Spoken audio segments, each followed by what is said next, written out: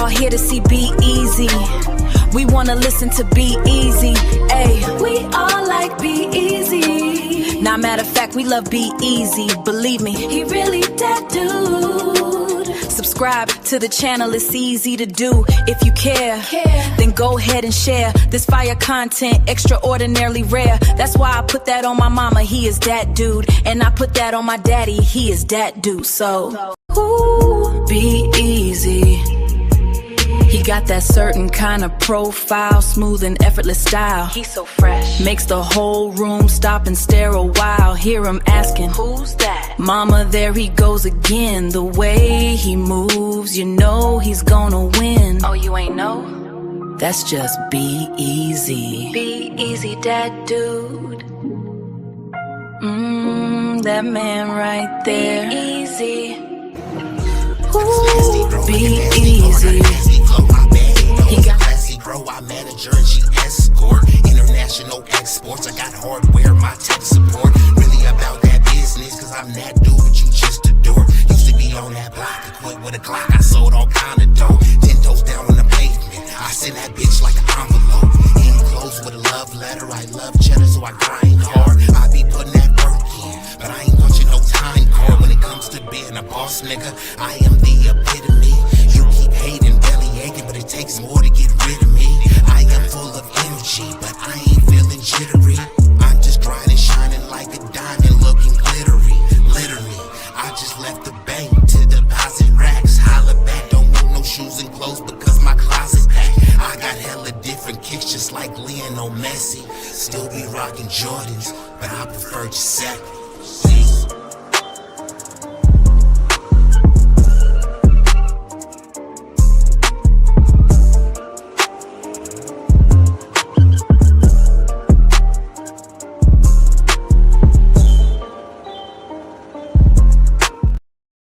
B-Eazy, tell me how it feel. Ooh, tell me how it feel. To be real, to be really that dude. Be-Eazy, that dude. Ay, ay, ay, ay, ay, ay, ay, that dude.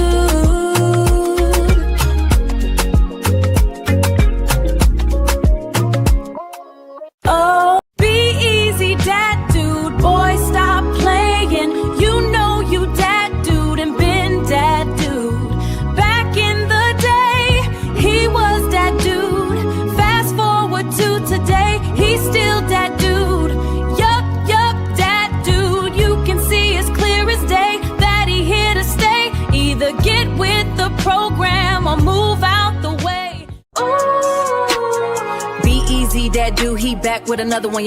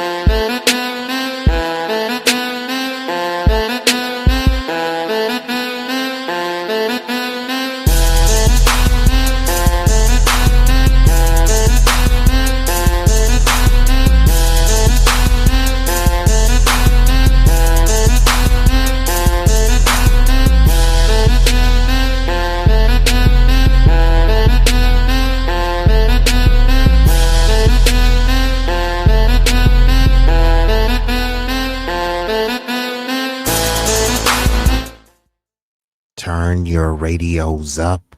Turn your radios up. Y'all know what this is. Y'all know who this is.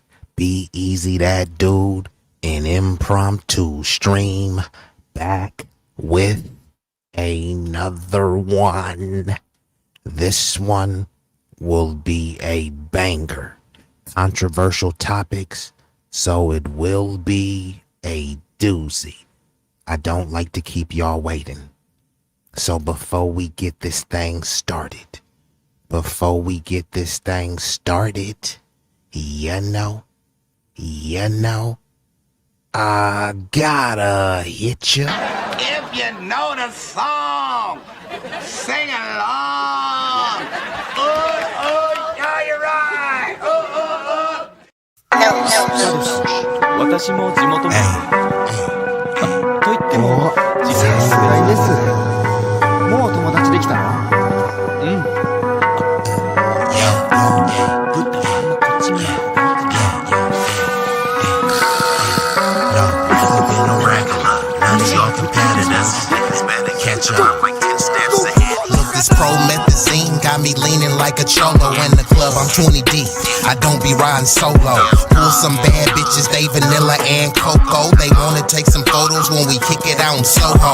Chicks are showing tits and popping pussy for my promo. Told them like juvenile, baby, moving for me slow-mo. Then I'm right back to the block, cause I keep getting moto. I be flipping, not shrinking. I don't give a fuck about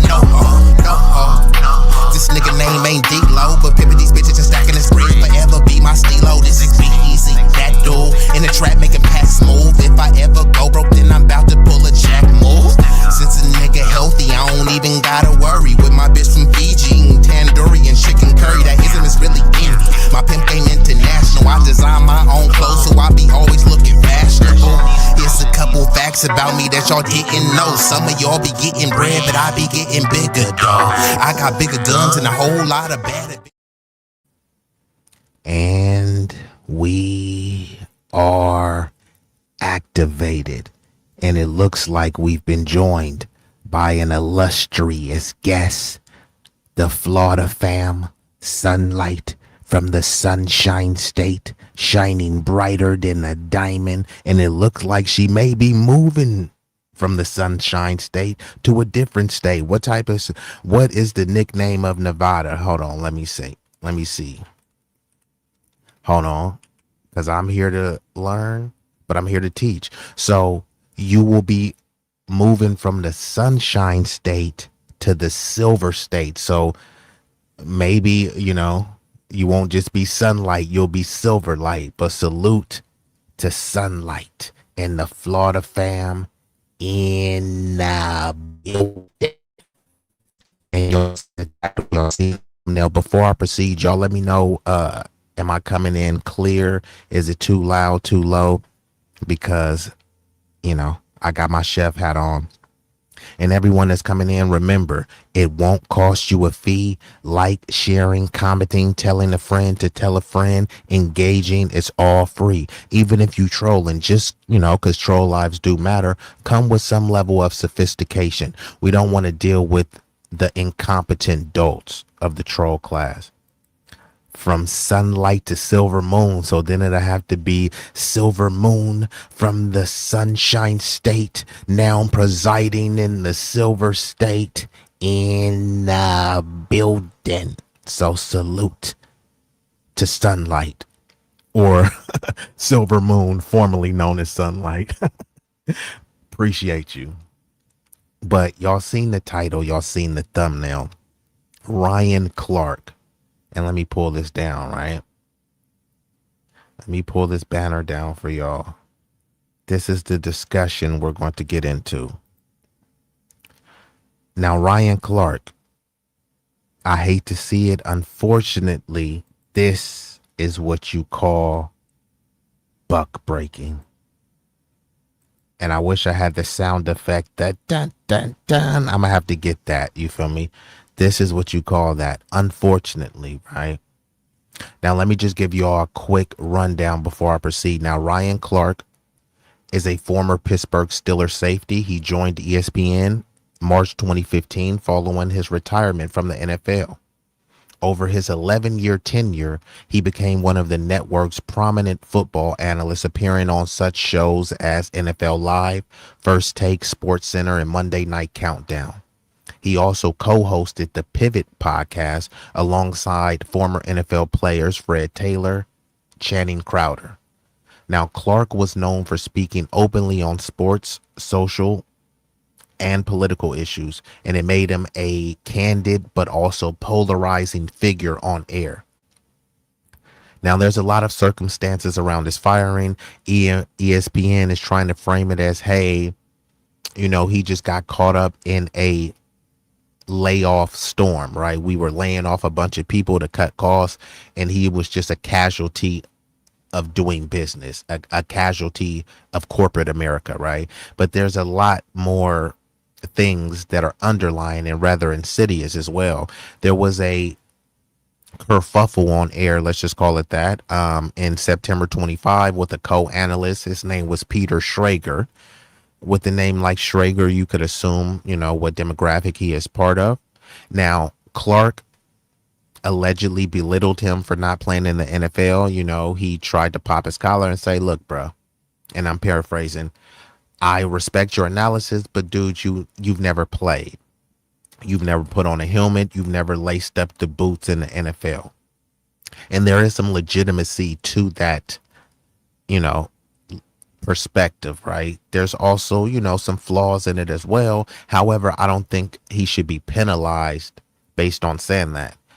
If we're told to get over being called the N-word, etc., you can get over someone telling you like, bruh, you've never played the game, which is a fact, right? But I don't think that particular perspective is always diminished. But there are some perspectives contextually that hold more weight, right? It doesn't mean that they're right, but they just hold more weight. Now, they should be heavily scrutinized, but some things do just hold more weight, right? If I'm a boxing analyst and I know people like Max Kellerman, and Max Kellerman may be more astute in analyzing boxing than some boxers just based on his level of articulation. But when anyone argue that Max Kellerman knows boxing more than Mike Tyson, he knows talking about boxing more, but he doesn't know what it takes to be a boxer. And that's the difference. That's kind of the message that Ryan Clark was trying to get across to Peter Schrager. And it came off as, you're a Negro and you need to stay in your place. Now, Clark, he explained that he was fired and not laid off, right? Because once they tried to say, hey, there was a series of layoffs. Yeah, a layoff is different than a firing. A layoff is like, look, man, the company, we're not making as much money and we got to cut the cost somewhere. No, he was fired, and ESPN is using that broader layoff cover to camouflage the decision. And Ryan said there was no justifiable cause for his determination. So now I'm gonna get into the video and let y'all hear from his mouth. Now, this is gonna be a reaction video from Tariq Nasheed. He's going to react to it, and he plays a little bit of the podcast, but I know sometimes these podcasts, they have copyright issues. So fair use. This is for entertainment, educational, and enlightenment purposes. But I will be switching back and forth from the screen like this, just so that we make the video transformative.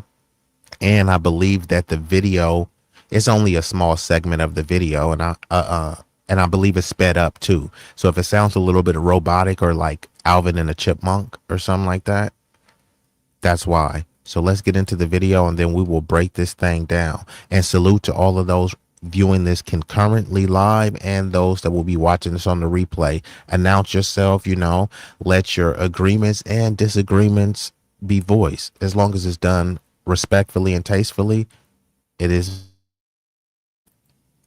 Let's commence. That was unfortunate, but that's not why I'm fired. You're a stand-up guy. You've always preached accountability. Looking back over your 11 years at ESPN, 12, 11, 12, is there anything you would do differently, or do you leave knowing that you were fully yourself? Or, what are your thoughts, man? It's a good question. It depends on when you ask me.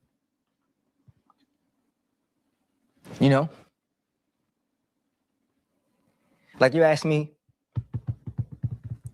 like when I see people in public, like OGs and like aunties and stuff, and they tell me they proud of me, and they proud of like,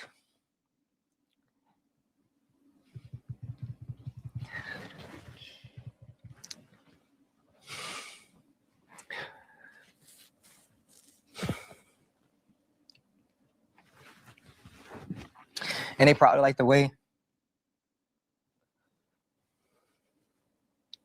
I represent the community. Yeah. I wouldn't change anything. Wait, wait. This is gold.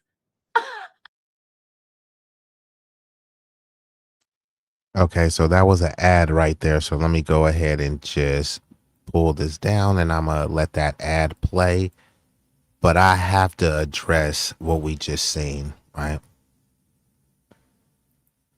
Hold on, let me let it finish because I don't know if he was done.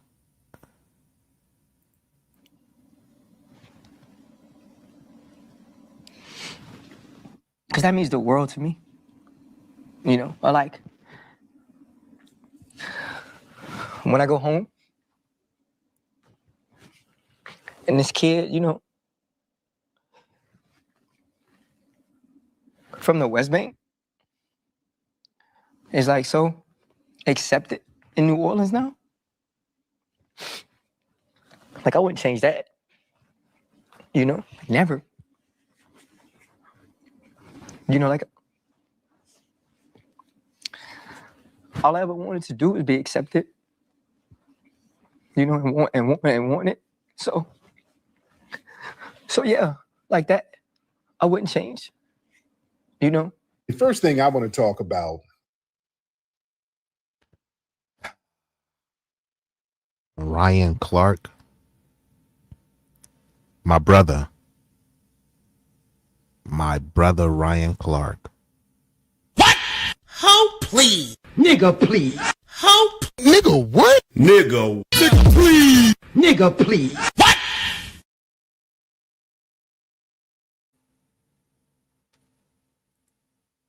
Hey, bro, come on now, dog. Come on, man. Ryan Clark was fired from his job after being paid millions and millions of dollars. And because they gave him the boot, don't worry, I got more of Ryan Clark crying. I present to you Ryan Clark.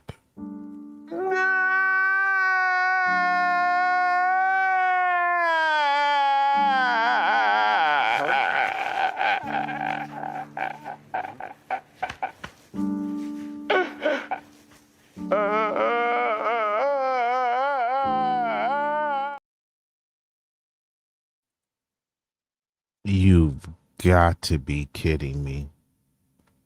And shout out to B from BD. You gonna have to break down how to pronounce your name. Cause I don't, or you're gonna have to hit the link and tell me how to pronounce your name, but I'm gonna just have to call you B from BD. Cause I don't want to butcher the name. But I concur. How much money does this dude have? And y'all let me know in the chat. Could y'all hear me? Could y'all hear me clearly? You said, how much money does this dude have? This is beyond ridiculous. And this is what I'm saying. Bam. There it goes. Now I can, okay, but I still like, but now instead I can say built from BD, but built from Bad Days. Okay. And I might just call you BD or Bad Days, but salute to Bad Days. And Bad Days, where you chatting from? What part of the globe you from? Are you in Cali or are you on the East Coast? Where you from? But yes, Ryan Clark. Hold on. Let me try to get, I'm going to tell you on real time because I know he was paid millions and millions, right? From ESPN and Disney, right? So let's see. They say that over his total, he's earned over 23 million in total, including base salary, signing bonuses, and incentives, with roughly 15 million from base salaries. They estimate his net worth is anywhere between 6 and 12 million. It could be higher. It could be right around that estimate.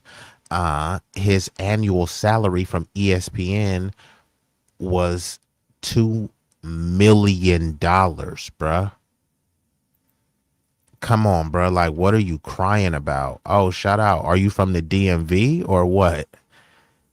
Are you from Maryland or are you from Merlin? Which one? Maryland or Merlin? Let me know. You from the DMV? But yeah. After being paid tens of millions of dollars, it's like, I get it, bro. Like, what are you crying for, bruh? But let's see what Tariq has to say about it. Y'all know Ryan Clark. They got rid of him over at ESPN. He's a very good commentator. And I broke that down the other day. I broke that down. And, it was real janky the way they got rid of him. They were real slick about it. And Ryan Clark was on the podcast, the Pivot. And, he made his first public statement about being let go from ESPN. And people were talking about, it happened amid a broader wave of Disney and ESPN layoffs. And, during his podcast, they asked him if he would do anything different during his decades plus tenure at the network. And he became emotional. He started kind of crying a little bit and reflecting on the. Okay, shot from Built from BD says both lived in Baltimore. Got you. So the BD, when you talking about the bad days, you had some bad days living in the slums of Baltimore. Hey, was you in The Wire, bro? Was you in The Wire? So you was built from The Wire, and now you went to the Merlin Burbs. I can respect that. They say you started at the bottom, now you're there. You feel me? You started at the bottom, now you in the burbs. I can respect it. Tip my hat to you. You're going to be built from the burbs in a minute, built from bad days. And so your origins was built from bad days, and then you evolved into built from the burbs. Okay, I respect it. A newer, safer, healthier, cleaner version, mentally, physically, spiritually. Salute to the Maryland and the, you feel me? The DMV fam. You said that's a J. Cole reference. Oh, salute. I don't know a lot of J. Cole stuff. I listen to his music. I just don't, know all of his references. So that went over my head. You said, what does money have to do with a person's life work? It's all about perspective. Disrespect is disrespect. Being used is being used. Yeah, I concur with that. But at the same time, it does sound rich when it's like, bro, you've already had a bunch of money. Like he subjected himself to that, right? He already said he had to kind of de-blackify himself, so he knew what type of environment he was. He wasn't a victim. He was complicit with the parameters that was set. Whether he thought it was offensive, whether he thought it was uncomfortable, he was okay with that uncomfortability. And you're saying that no one's saying that he can't have a perspective, and people could have a perspective about his perspective. Yes, he was disrespected. He was disrespected when they told him to de-blackify himself. He didn't care. He saw other black people at the network get disrespected. He didn't care. I mean, not to say he didn't care maybe in his bleeding heart. He didn't care enough to lose his position. Ryan Clark isn't the first dude that ESPN disrespected. Ryan Clark isn't the first dude that ESPN stabbed in the back and threw under the bus. But he thought he was the exceptional Negro and all this stuff. And you saw him breaking down, saying that he wanted to feel wanted where you were wanted. You were hired there for over 10 years. They wanted you for over 10 years, but they wanted you to step and fetch and be a in-line Negro, a reliable Negro that will toe the line and never buck the system. Yeah, you can have these quirky comments and get slick at the mouth, but ultimately you've already bent the knee to the establishment. Establishment has established rules and established order that they run. You don't run anything. He already knew this, and this is what he signed up for.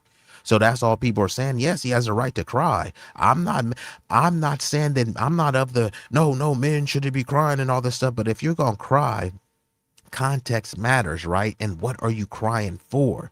He claims that he's crying because what? He lost a job with Disney. And then he's saying, oh, when he saw people in the community and they said, oh, they were, bruh, you mean to tell me the only way he could represent the community is on ESPN? Come on, bruh. He has millions and millions. What would be more? Him in a very fancy suit that nobody from the hood could afford. Him in a fancy suit speaking about the community on ESPN, which doesn't care about black people, right? Or him going to that same community and actually doing something for them, actually building something, actually building his own platform. I mean, if you look at these streamers, whether I agree with them or not, the Kai Cenat, the I Show Speeds, and all these other things, they're using YouTube as a platform to amplify their voices and build their other endeavors outside of YouTube. Ryan Clark, what you're essentially saying is that you need the machine to back and buffer up your point, right? No, but if you were doing this for the so-called community, Disney is not the community. ESPN is not the community.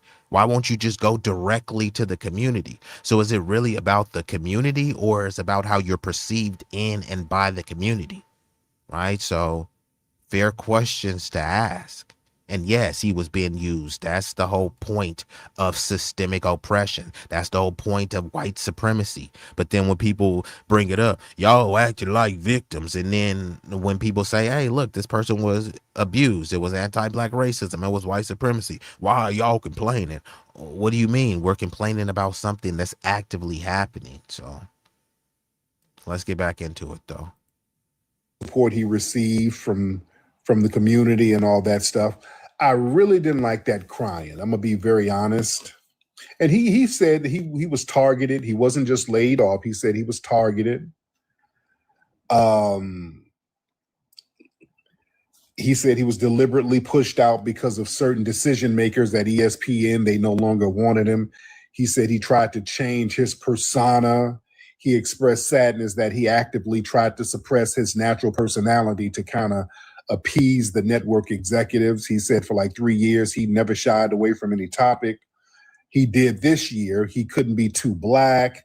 And he said what made him sad was him trying to adjust to be more of what certain people wanted, and they still fired him. So wasn't too crazy about the crying. Let me talk to the family about that. Listen. The optics of surrendering emotional leverage, that ain't it. That's and I like Ryan. I think he's a great commentator, great personality. But listen, if you are a black man and you're operating in a high profile, YT owned corporate space, your emotional composure is your armor. Crying when you immediately get laid off or fired, that gives the dominant society and the corporate structure the ultimate satisfaction. That showed them that their economic control over you dictates your emotional stability. So that visually. Bingo. And this is the whole concept of the never let them see you sweat. And am I coming in clear, y'all? No one still let me know in the chat, so I'm assuming that I am. But let's kind of break down the thought experiment behind the never let them see you sweat. And you are absolutely right, Sunlight. America loves to see black man cry. And this is why you got Van Jones. They always love to prop up Van Jones and Billy Porter, right? It's just something about seeing black men cry. I think people should be in touch and in tune with their emotions, but it's a time and place for that, right? You don't do everything for everyone to see, which is the concept behind, and let me just pull this up so we can discuss this just a little bit, right? Never letting them see you sweat. So let's get into like 3 points of that, right? So we are in a trust economy. So it's the perception versus reality. In moments of crisis, ambiguity, or high performance, people look for anchors. Visible panic, rushed movements, or vocal tremors signal loss of control. If a leader or peer appears overwhelmed, it immediately downgrades their perceived competence. By projecting composure, you give others a stable reference point. They don't need to know you're fine. They need to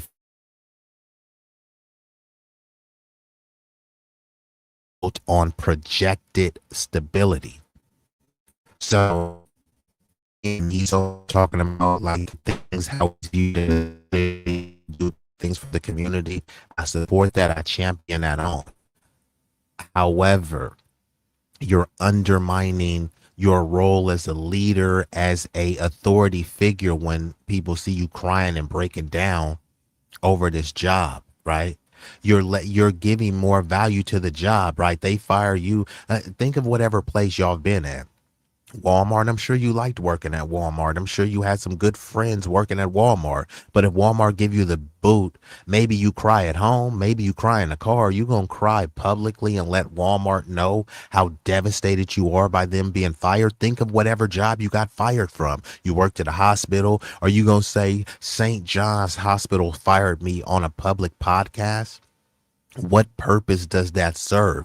Does that galvanize the young people? Oh, I seen another black man crying over being fired from a hospital, so that's going to make me want to work at a hospital. I saw Ryan Clark being fired from ESPN and he was crying over it, so that's going to motivate little young black boys and girls to get what, hired at ESPN? What purpose did it serve? I'm not saying that he shouldn't have cried or anything, and I get that it's an organic moment, right? Let's just assume that it wasn't theater, right? Or no type of stage theatrics.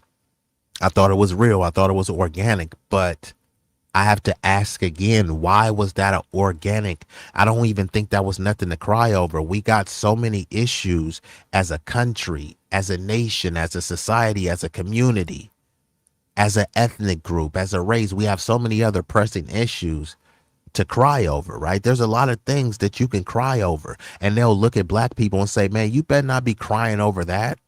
But then we're supposed to look at Ryan Clark and care that he got paid millions of dollars and he's crying that he got fired. Okay. Right now, if somebody got fired from Walmart and they really needed their job, they needed their job way more than Ryan Clark needed his. And people gonna be like, man, shut up. Pull yourself up by your bootstraps. What you crying for? Stop with the victim mindset. That's what people would say. But with Ryan Clark, it's just like, well, he was used. Yeah, he knew he was being used and he was okay with being used. It's just like a hoe being pimped. She was getting pimped. Yeah, she was already hoeing before the pimp. She chose the pimp because the pimp was going to help manage her hoeing. It was a voluntary choice. She was a hoe that chose to get pimped out. So yeah, you can have sympathy, but it's like at some point, how far does the sympathy go for someone that put themselves in a voluntary position? Someone that was complicit with the decisions of their so-called P, their so-called daddy, right? Ryan Clark was complicit with the decisions of ESPN. It's just only when they turned their ire towards him. He didn't play the role. He was already buck dancing. He told you when they said jump, I'm paraphrasing, but essentially when they said jumped, he said how high. He de-blackified himself. He tried to tone and simmer down his blackness to appease the people, and they said, you know what? It still ain't enough. You didn't tone it down enough. What is masculine about anything I just said? What is manly about that? Sure, it's manly to lift hundreds of pounds and run around on the football field and cracking people, right? And why is it all these biggest, buffest dudes? Like Ryan Clark is a very strong, buff built dude, right? He played in the NFL. You got to be a monster to play in the NFL and an athletic beast. So he's athletically a beast. Intellectually, he's pretty sharp. But when it comes to docility, these dudes are very fragile. They're fake, phony, and fragile. Because all of their toughness was exerted on the field, exerted in the weight room. And then when they get in the boardroom, they kowtow to people because they're going to cut a check. But you've already got a check cut. You've got millions of dollars. Why didn't you build anything with that? Instead, you're looking to work on a plantation than to build your own plantation, right? To build your own corporation. You know what I mean? You're looking to work for a corporation. And that's the bigotry of low expectations that you have for yourself. You've been socially engineered and indoctrinated to accept that. You know what I mean? And yes, the hurdles are going to continuously come. but you already said that you have the community backing you. And instead of going and backing and building with the community, you're like, hey, community, I'm not going to build with y'all. I'm going to just get on ESPN and say some things that y'all occasionally like. And he already said that he had to de-blackify himself, so he really couldn't. I mean, what could he have truly said that was for the community? And even if he said something that was for the community, it was a diet version of it. So we supposed to praise Ryan Clark. I don't have millions of dollars, right? The way I stand on the community was way harder than Ryan Clark has. And I'm just specifically talking rhetorically right now. Not talking about any donations or anything else, because that's all he's talking about. He said the people came up and they said, we love the way you represent the community. He's representing the community by him looking dapper and by him speaking astutely in an articulate manner about the community. I mean, I could do the same thing, right? I could hop on camera, I can get a suit, and I can speak astute, but I can go way further than Ryan Clark ever would go, because I've never been bought out. I've never got a check from ESPN or Disney or any of these corporate institutions. And I'm not saying there's anything wrong with getting a check, but to try to pretend as if Ryan Clark has been some grassroots voice for the black community. No, he hasn't. And him even speaking up for the community, that's the bare minimum. It's your community, right? So you're not going to get a cookie. It's like if somebody was talking bad on your daughter or your son, and then you defended your daughter, and what? Would you want a cookie for speaking up for your daughter? It's your son. Of course, you're going to speak up for your son, your family. So, yeah, you don't get a pass or a pat on the back or, a Oreo cookie just because you spoke up for the community. You're part of the community. Of course, you should speak up for it. But let's get back into it. Oh, but actually, hold on. I did have a little bit more on the never let them see you sweat. So let me hash this out, too, before we proceed. Now, this one is about emotional contagion and the self-fulfilling prophecy. Now, neuroscience, and y'all can look up whatever I'm saying, right? Neuroscience shows that the human mirror neurons pick up on micro expressions of stress. When you sweat visibly, you spread anxiety like a virus, which makes problem solving harder for an entire group. And I'm speaking as if someone was leading you. And that's why, as a leader, the concept of never letting them see you sweat, right? So let me run that back. So when you sweat visibly, you spread anxiety like a virus, which makes problem solving harder for the entire group. Conversely, adopting a calm physiology, i.e. steady breathing, deliberate movements, it triggers a top-down effect on your own brain, acting as an unflappable. Well, let me rephrase that. Acting unflappable often makes you unflappable.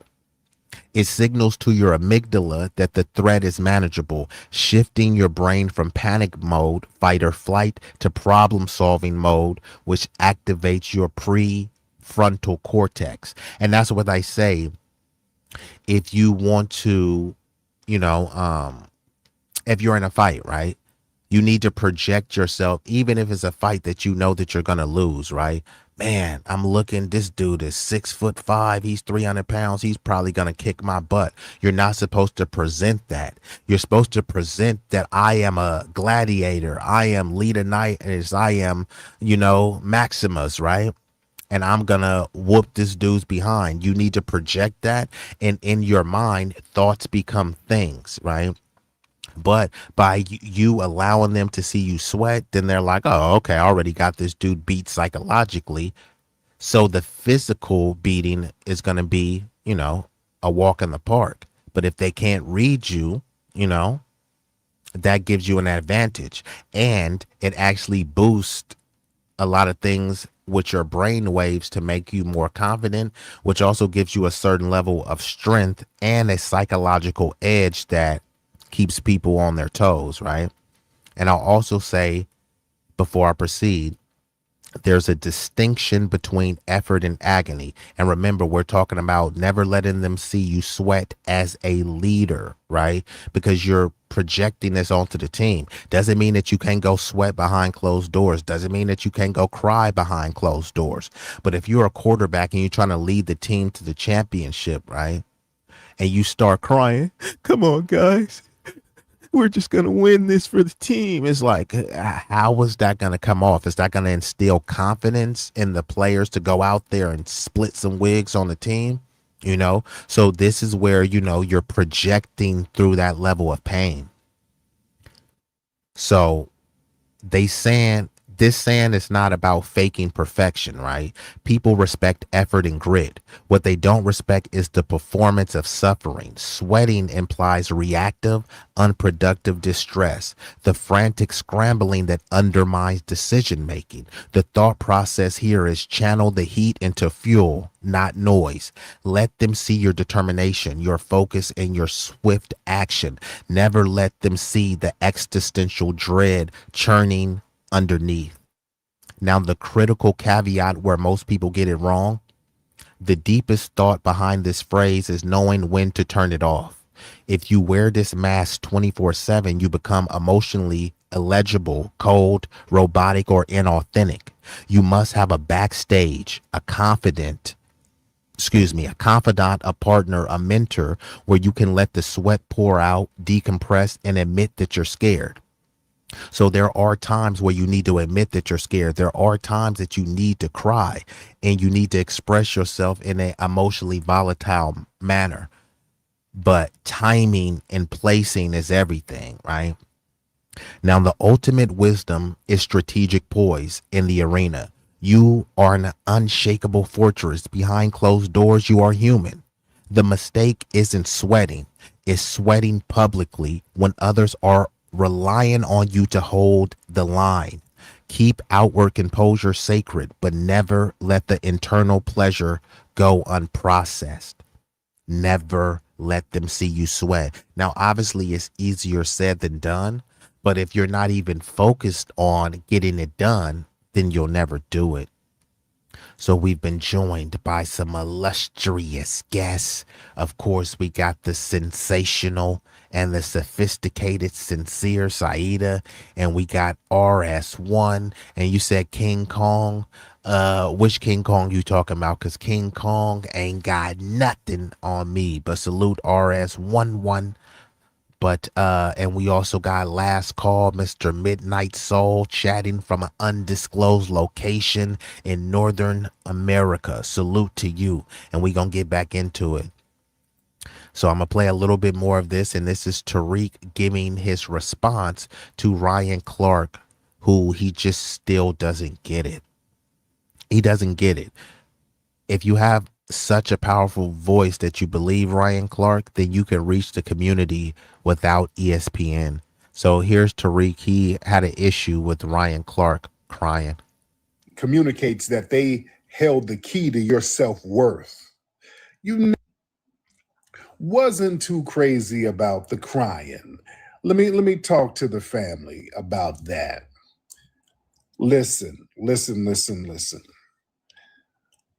The optics of surrendering emotional leverage, that ain't it. That's and I like Ryan. I think he's a great commentator, great personality. But listen, if you are a black man and you're operating in a high profile, YT owned corporate space, your emotional composure is your armor. Crying when you immediately get laid off or fired, that gives the dominant society and the corporate structure the ultimate satisfaction. That showed them that their economic control over you dictates your emotional stability. So that visually communicates that they held the key to your self-worth. You never let the establishment see that their rejection broke you. You take the hit, you keep your posture, you pivot with cold, calculated precision. That's what you do. I don't like all that crying stuff. Respect to him, and I get it, but damn that. The tears were kind of triggered about him thinking about the respect he gets from the community and all that stuff. And that. And I also want to shout out to Built from Bad Days. Hit me on the Cash App, so I sincerely appreciate that.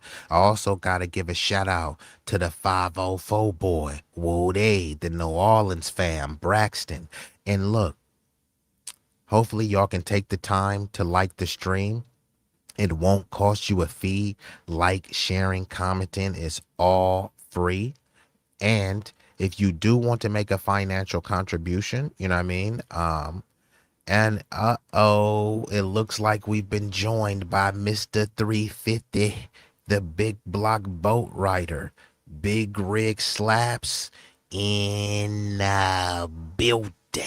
Salute to bro. And if any of y'all want to come up and chop it, I'm only gonna play a little bit more of this story, and then I'm going to, you know, kind of pivot. I do gotta have some other ones. You know how how figures don't lie, but liars do figure, right? You can't, numbers don't lie, but people can lie with numbers. And then also we're gonna talk about the African Haitian TPS. So this one will be a banger. But I do want to salute to my fam from Baltimore. For some reason, I get a lot of East Coast love. So shout out to all my people from the DMV. Bro just hit me on the Cash App. I wasn't expecting that. He revealed himself. He has been a constant and consistent. Well, I won't say constant. Let me say he's been a consistent supporter, and money talks, and I do respect that. So I'm going to proceed, but hey, I am a man of the people. I do this for the free. But if you do want to make a contribution,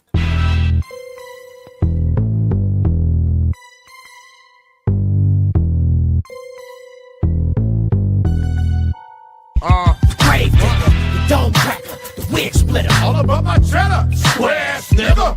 Hating on the player, cause I'm all about my facts. Thugs don't get you, 100 miles per hour, feel like a cobra.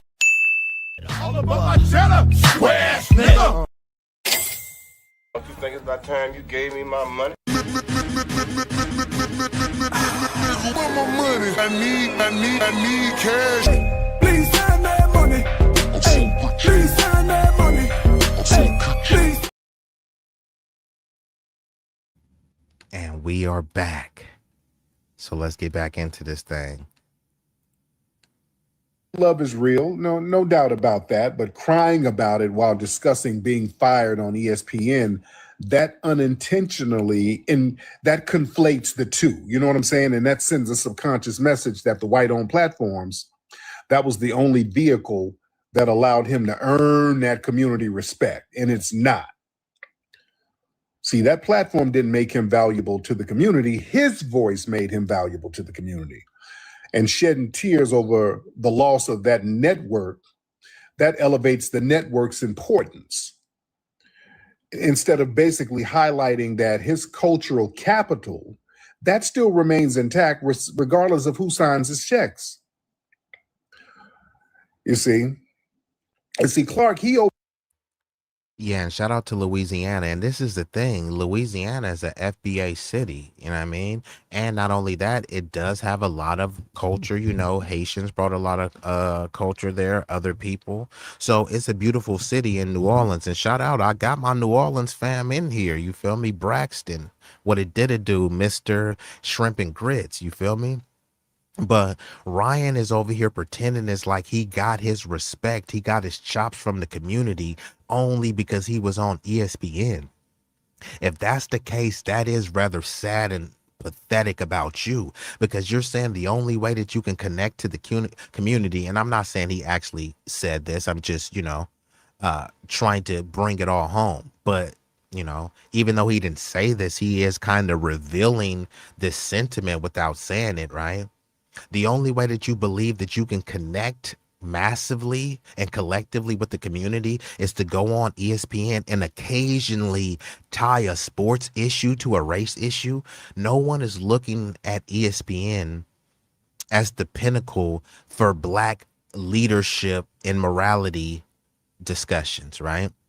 So if you occasionally stand up for black people in a small segment, it's not like they're going to do an extended segment and allow people to stand up for black people. So if you occasionally speak up for black people on ESPN, hey, bravo. Salute to you. I tip my hat to that. But come on, bruh. You should be building in the community. And this is why they say the revolution won't be televised. The things that he should be building in the community, we shouldn't even know about or shouldn't even see. Now you can question it, but you won't even know about it. And then you go to Louisiana and say, oh, wow, look at all this stuff that Ryan Clark has built. He's has tens of millions of dollars over the course of his career. How many platforms could he have built? How many institutions could he have built? Instead, he's just looking for white mommy and daddy to give him a job and cut him a check. Why won't you be the black daddy that's cutting these young black youth and young youths of America checks? Instead, you feel me? He's comfortable just being, getting the crumbs off of their tables. Idolizing whiteness is money, actions, prestige, etc. Yeah, and this is exactly what it is. It's like the white ice is always colder and stuff. You know what I mean? So it's like, bruh, why haven't you built your own platform? You think, I'm just saying, like, imagine the Black Panthers, right? The Black Panthers didn't have anyone to put a battery in their back. They didn't have the establishment giving them positive coverage, right? And they still was able to have a stronghold over the culture of black society. This dude has a mega microphone that gets amplified to millions and millions of people, and all he can do is occasionally muster up some pro-black talking point. How long does that go? We're supposed to be proud of Ryan Clark for him standing on business for 30 seconds. Meanwhile, I'm doing 3-hour streams, going way further than Ryan Clark ever would go. So, I mean, like, who's really standing up for the community? And we're just talking about rhetorically right now. Then on top of that, I've donated a bunch of money, tens of thousands of dollars, and also my time and services as well, because that accounts for something. Sometimes people don't put a value on their services, right? If I'm a mechanic and I know that I charge $100 to $200 an hour, and then I go and fix, a bunch of cars in the hood, those are hundreds of hours of service that I provide. There was a cost to it. Just because I may not have charged them, it wasn't free. I could have charged them $200 to do this. So yes, that's basically like me giving you $200 of service. You need to start putting a monetary value on your service, even if you don't charge. So you have some estimation of what you can do without necessarily breaking bread. You're breaking bread without breaking bread. You know what I mean? Hey, you know what I mean? So-and-so does hair. Hey, could you do my hair? And then I cut your lawn and wash your car and all this stuff. Let the prices even out. Let the services even out. You know what I mean? Things may not be apples to apples, but there are ways that you can help, utilize the greatest resource, which is a human resource. That's why every major company has a human resource department, right? Because if you have a company, right, let's say you have a construction company, what's the greatest resource of that company? It's not the wood. The wood is not going to build itself. It's not the tractor. The tractor can't drive itself. The crane can't operate itself. Of any company, the most valuable resource is the human resource. But do people treat it like that? No. And then they only treat themselves as, as a human doormat, something to be stomped on, stepped on, people to step in dog poo and wipe it off. There's no fortitude in doing that. And salute to the marvelous my boo. What it did do. Appreciate you for sliding through. You said, I don't believe anyone idolizes whiteness. Carlos Costa? Is it Carlos Acosta? Yeah, people do idolize whiteness. Just because you don't believe it doesn't mean that it's not true. Look at the people. Acosta sounds like you're Latino, right? Many people in the Latino community. I will vote for Donald Trump, right? That's the reason why they did that, because they were idolizing whiteness. There's a reason why they have terms like mejoró la raza, which idolizes whiteness. There's a reason why They have mentalities of blancamiento, which idolizes whiteness. Of course, it's not every single one, but it is a significant and a problematic amount. Carlos Acosta, you know this. So why are you either you're ignorant and uninformed, or you're a liar? Which one is it? They want to be racist so bad, meaning benefiting from and supporting the system of white supremacy. However, you can never be racist because you don't benefit from white supremacy, but you become a tool and a useful idiot. Correct. And I also thought about this. Not only are there useful idiots, there's also useful intelligentsia, where people are extremely intelligent and they can tout all of these degrees. I have a master's degree. I have a doctorate. You know, I went to this prestigious school, and they try to weaponize their intelligence. But there's a bunch of people that are, you know, are smart, but they're intellectually obtuse, right?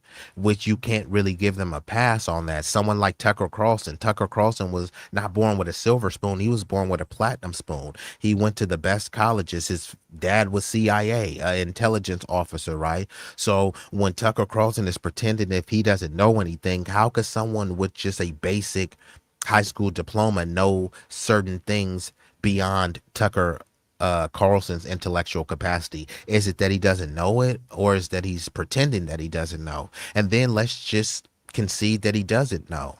How can we respect these people that went to all of these Ivy League schools, but just very simple, basic things about social, economic, and geopolitics that they don't know? I mean, what is there to respect? You went and paid all that money. You know what I mean? You were a legacy admissions. You went to Harvard, Dartmouth, Vanderbilt, and all of these schools, but yet a lot of stuff they just don't know about their own country that they claim to love. So yeah, there are useful idiots, but there's also useful intelligentsia, where they prop them up and say, look at all of these degrees that they got, look at this prestigious university. And then when you try to debate them, and even if you do debunk them, it comes down to how many degrees do you have? It doesn't matter. If I say 2 + 2 is 4, you shouldn't be followed. Yeah, but where'd you go to school at? It doesn't matter where I went to school at. If I say 2 + 2 is 4, that's a fact. There's nothing you can say to debunk it. I didn't graduate, you know, from a prestigious university. You did. What does that have to do with the points that I'm laying out? So when you lay out points and that people can't refute them, then it tries to proceed to an ad hominem attack and try to discredit you intellectually, right? But if we just have a debate, or we have a discussion and, you know, a battle of wits and ideas, if you're that formidable, then you should, you know, intellectually defeat me. But that's usually not the case, because there's a lot of, you know, useful intelligentsia who actually are idiots, to be honest.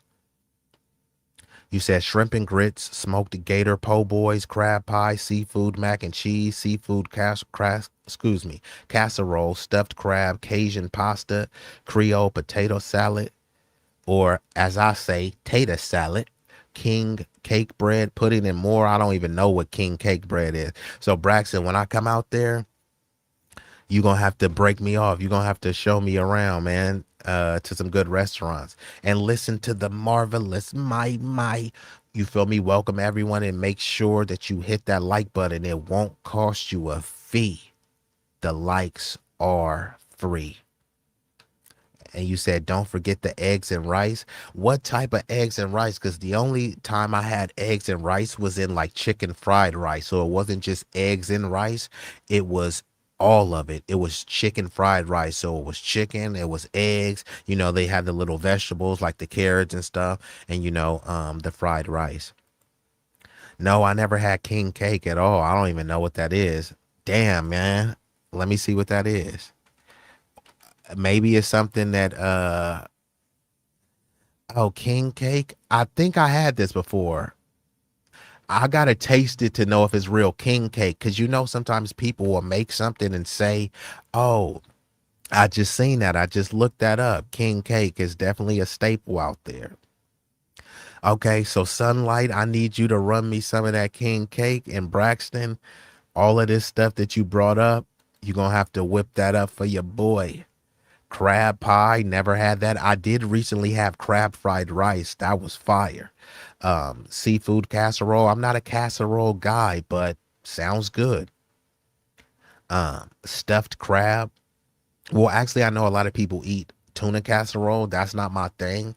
And what's the difference between Creole potato salad and just, see, I eat tater salad. So what's the difference between Creole potato salad and tater salad? Because I know when my mom whips it up, it's like mustard, eggs, man, it be going stupid.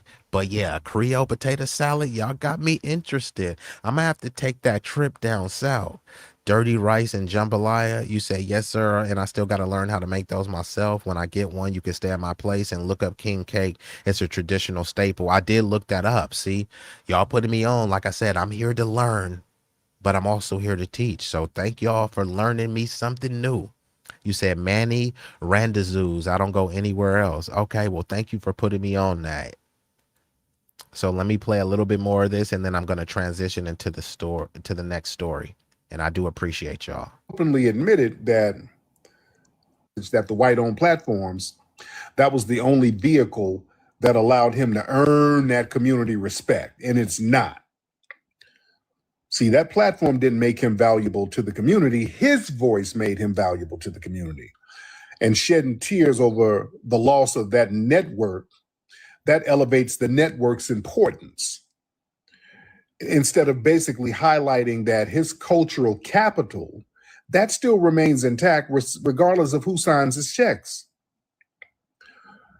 You see, Clark, he openly admitted that he spent the last year trying to tone himself down, trying not to be too black, trying to adjust his authentic self to appease these executives who still fired him anyway. So crying over a situation where you willingly compromise your identity, that's not a display of strength. That looks like the mourning of a toxic one-sided relationship. Exactly. And I don't want to beat up the brother too much more, but y'all get the gist of it. It just wasn't a sign of strength. And it's unfortunate because this usually is happening with a bunch of strong dudes. If you get Ryan Clark in the weight room, the dude is pretty jacked. He's going to lift up a lot of pounds, right? Hundreds upon hundreds of pounds. And we've been joined by the infamous, notorious Shakim Cowboy Ra in the building. Salute to the cowboy. Howdy haw. Yeehaw. Yeehaw, cowboy. So yeehaw. Could we get a yeehaw for Shakim?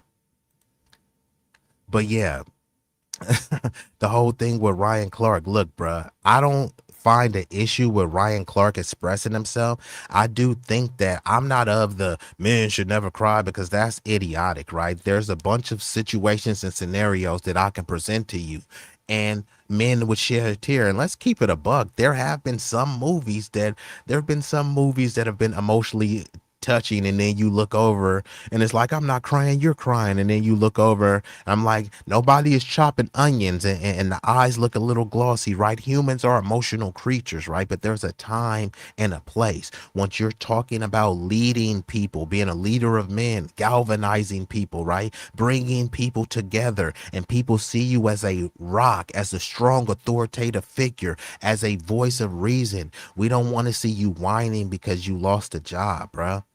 Especially when we're saying, bruh, we'll support you. We don't give a dog about that job. We'll support you when you crying. Yeah, but man, it was my job and I got to represent you. It's like, if you truly represent us, bro, you should represent us with or without that job. All the people that support Ryan Clark, they're not saying we supported him only because he was on ESPN and Disney. So like Tariq is saying, bro, you're giving this job way more value than it needs to be. And again, not to pocket watch, but Ryan Clark has been paid millions and millions. Why hasn't he built his own platform? Come on, bruh. Like, what are we talking about here, bruh? He's too happy. Rather than build your own plantation, you're looking for a different plantation. The same things that people say when they talk about get off the Democratic plantation. Yeah, but you're trying to go to a Republican plantation. You're trying to say, hey, flee from another plantation to another one. How about you just build another one? It doesn't even have to be called a plantation, right? or it could be called a plantation, because a plantation doesn't inherently have to be about enslaved people populating that land, right? So I'm just saying it, and matter of fact, I wish my boy John was in here. I wish my boy John was in here. And is Sincere still in the chat? Because I already played y'all. Before I move on, I'm going to play this last footage of Ryan Clark crying. Ryan Clark.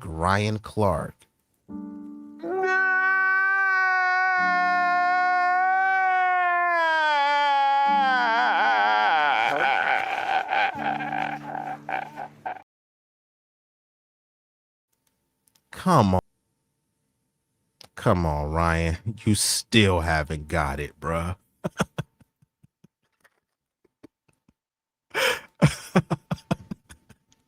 Hey, my bad, Joe. Hey, that was out of nowhere. I couldn't give y'all a heads up. Sometimes I gotta hit you. I can't always give y'all warning. But my, you be doing your little R&B list. Don't act like you don't like this. And Mr. Cowboy, Mr. Yeehaw, the notorious Yeehaw, don't act like you don't like. Come on. Don't. I Is Mario a legend? I'm just saying, bro. His status might be a bit underrated. I'm just saying. Salute to Mario, though, and salute to the chat. The chat is chatting. And you said come down and have a few drinks with the phantoms and the ghosts. Yep. Hey, I try, and I'm here all week, my. I'm here all week. So let me go ahead and pull this down, and I'm going to transition to this other story, right? How to lie and mislead with statistics, right? So people love to bring out all these statistics, and sometimes all someone has to do is just make an infographic, and you think that because you saw it on a meme and they say 50% of women, you feel me, don't like men to suck on their toes, and you be like, 50% of women don't like men to suck on their toes. It's like, okay, where's the facts behind that? You've seen it on a meme. And because the meme was created in a very colorful, artistic way, you thought it was true. Now, there are three kinds of lies. They say lies, damn lies, and statistics. Or some would say lies, damn lies, and goddamn lies. Now, that saying is highlighting how statistics can be manipulated to mislead and or distort the truth. So I'm going to read you a couple quotes before we get into this, right? Now, from Daryl Huff, the secret language of statistics, so appealing in a fact-minded culture, is employed to sensationalize, inflate, confuse, and oversimplify. So sometimes they try to oversimplify things with statistics and make it seem like it's just black and white, cut and dry. They bombard you with statistics to confuse you, and sometimes they inflate certain things that have nothing to do with each other. But because it's said in a statistical and sometimes a scientific manner, you believe that it's gospel. Now, they say figures don't lie, but liars can figure. Numbers without context can be meaningless. This is a reminder that omitting essential information or background can distort interpretation. And if you're trying to distort interpretation, you're trying to create a narrative. And if you're trying to create a narrative that's not based on a foundation of fact and truth, you know what they call that? Propaganda. And it could just be a flat out lie. Permitting statistical treatment and the hypnotic presence of numbers and decimal points to befog casual relationships is little better than superstition. And that's what's saying that sometimes people try to bog down our relationship as human beings into whatever numbers and decimal points that some biased agency said, right? Because not all of these agencies, they're not truly just impartial. They're not truly unbiased, right? And think of it about like this when they have polling for politics, right? They say that polling is a snapshot in time. You can use the polling to gather information, but most of the polls are propaganda. When they say something like this, 88% of black voters support this, 93% of Latino voters support this, but who are the Latinos that they counted? And then when you start looking at the reference points, okay, they'll be saying of the 100 voters we interviewed, or most of those polling is done with less than 10,000 people. Or I won't say most of them, but I'll say many of them. Let's ump the numbers. Many of those polls don't even have 100,000 people participating. So they'll take a poll of 1,000 people, and then those 1,000 people will speak for an entire population, because they talk to 1,000 black people. Then they'll say, of the 1,000 black people we talk to that support defund the police, 93% of the black community supports this. It's like, but you didn't talk to 93% of the black community. It's literally physically impossible. Because for one, much of the community are kids, so you definitely didn't talk to the kids, and then you didn't talk to any of the minors who was actually part of the community. And then most of the times the people that answer to these polling are older people, and then they don't distinguish between who is an immigrant, who is on TPS, someone that's, you know, a foundational freedman. So your reality gets shaped by these polls, because they told you, yeah, I read a poll and, you know, X, Y, and Z supports this. Is like, I never been polled. I never answered any of those. So that's what we're going to get into. We're going to get into black existence, white obsession. And it's not just white people, right? There's other melanated groups as well. But this is going to be a reaction from a channel called XO Speaks. I don't know this brother's ethnic background, but salute to the bro. And this is titled "The Problem with Fake Statistics Racists Use Against Black People." So let's get into it. They say men lie, women lie, but numbers don't. Well, people can lie with numbers, though. So let's get into it. Love doing is hiding behind fake statistics. And you can tell it's never about truth by how excited they get when they think they found something negative. Because normal people don't sit around looking for fake numbers about a group that they supposedly don't have a problem with. They always have some screenshot. And just to be clear, I will be going back and forth just to make the video transformative. Bam. But yeah. So all of these fake statistics, right? And some of the statistics may be real, but like I said, you can also lie with numbers. You can lie by omission of facts. But all of these people, I got black fatigue. You got black fatigue, but they literally memorized black stats. They're memorizing stats about black so-called fatherless homes. They're memorizing black crime stats, but most crime by white people is committed by white people. They don't know the numbers for the crime by the people in their own community. And notice they never bring up Hispanics. Do people think that Hispanics are just like these sweet innocent angels and they never do anything? So when they want to talk about police reform, they talk about black and brown. Why are you saying brown? I thought it was only black people. So if it's black and brown, what exactly are the browns doing? I thought they were sweet innocent angels and they wouldn't bust a grape at a fruit festival with golf cleats on.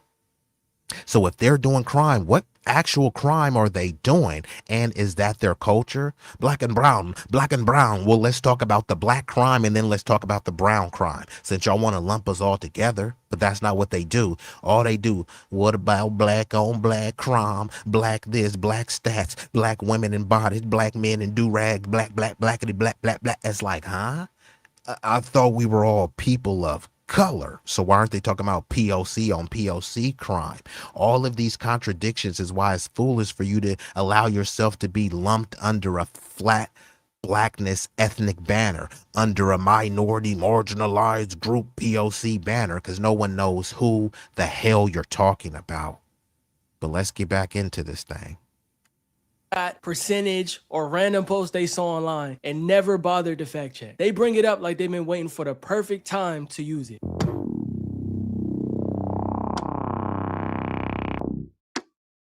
So between the black FBAs, boomers dying out, because boomers are y'all's biggest generation, between your wanton street murder against each other, between your wanton OBGYN murder, that your women perform, and the fact that your total fertility rate is 1.1. There's only one other race on earth that has a smaller fertility rate than you guys, and it's the South Koreans. Between all of these factors combined, y'all's population is expected to more than halve by 2075. You're currently 45 million strong right now. By 2075, y'all are going to be less than 20 million strong. And that's not even the worst part. The worst. So again, let's just say this is all true. Shouldn't he be championing this on? Like, why do you care, right? You have black fatigue. So if all of this was true that he said, why would he care? Then he's over here calling that, he's saying that black women, you guys go in there and, you know, you unalive your children and all this stuff. But if that's the case, and he's pretending as if he cares about black women, and then when you start bringing up the black maternal crisis where, you know, a black woman in America is more likely to be unalived giving birth than someone in some third world underdeveloped country. All the pro-life people doesn't say this is an epidemic. We need to figure out how to make sure that we're giving more life to these black babies, because I don't see color. And we're all created in the image of God, but that's not what they're saying. Instead, they're saying, nana, nana, boo, boo, you guys are having abortions. But it's like there's a bunch of white women having abortions. Notice they never talk about the white abortions. They only talk about the black women. But I thought you guys, you had black fatigue. So you should be excited if all these so-called black women are getting abortions. And then there's also a term of flat blackness where it's like, who are the black women, right? Because then you'll see a lot of Caribbeans, a lot of African immigrant women who getting divorces. How about we delineate and disaggregate the data? How many Caribbeans got an abortion? How many Africans? How many freedmen got an abortion? Instead, all the numbers are just lumped in together. So you think that, oh, black people are doing this, but it's a presumption that is foundational black Americans, right? Because they try to say, hey, we all black, but when it's time to delineate, no, those are the Africans. So how does this make sense? Immigrants immigrate here. A melanated immigrant is considered African American, but then they pivot and call them Africans. So what are they? Are they African? You want me to call myself African American, so are we going to call them African? The thing is, they can't call themselves foundational black American or freedmen. So people get mad. So we're all supposed to call ourselves African American. And this is going to lead to my next story, which is why my title says African Haitian, right? We're all African. Okay, fine. So why are you telling me that Haitians are being deported? Africans are being deported, right? No.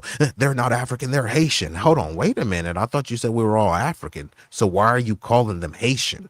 They're Africans that are being deported, right? But no, we have to call them Haitian. Fine. Then you have to call me a foundational black American freedman because of my ethnogenesis. But again, here are the people that claim they have black fatigue. You guys are killing each other in the streets. Well, shouldn't you be happy? Because you said you have fatigue. So that's less of a black person for you to complain about. You guys are aborting your baby. Shouldn't you be happy? Because you don't want any black babies born anyway. So again, when they perhaps been perceived to even getting what they want, they hate black people and they're champion, black death, and then they're still whining about it, right? It doesn't even make sense. How pathetic could you be? If we are so downtrodden at the bottom, why wouldn't he be happy with how well his community is doing? Right? If I'm driving around in a luxury vehicle, I'm not going to go get down in the mud and start crying about, look at this dude riding in a bucket. You feel me? He's riding in a Limit. He's riding in a little putt-putt. It's like, but you're riding luxury. Why would you care? Why would he care about our birth rates? Why would he care about these abortions when he hates our community? It just doesn't make any sense.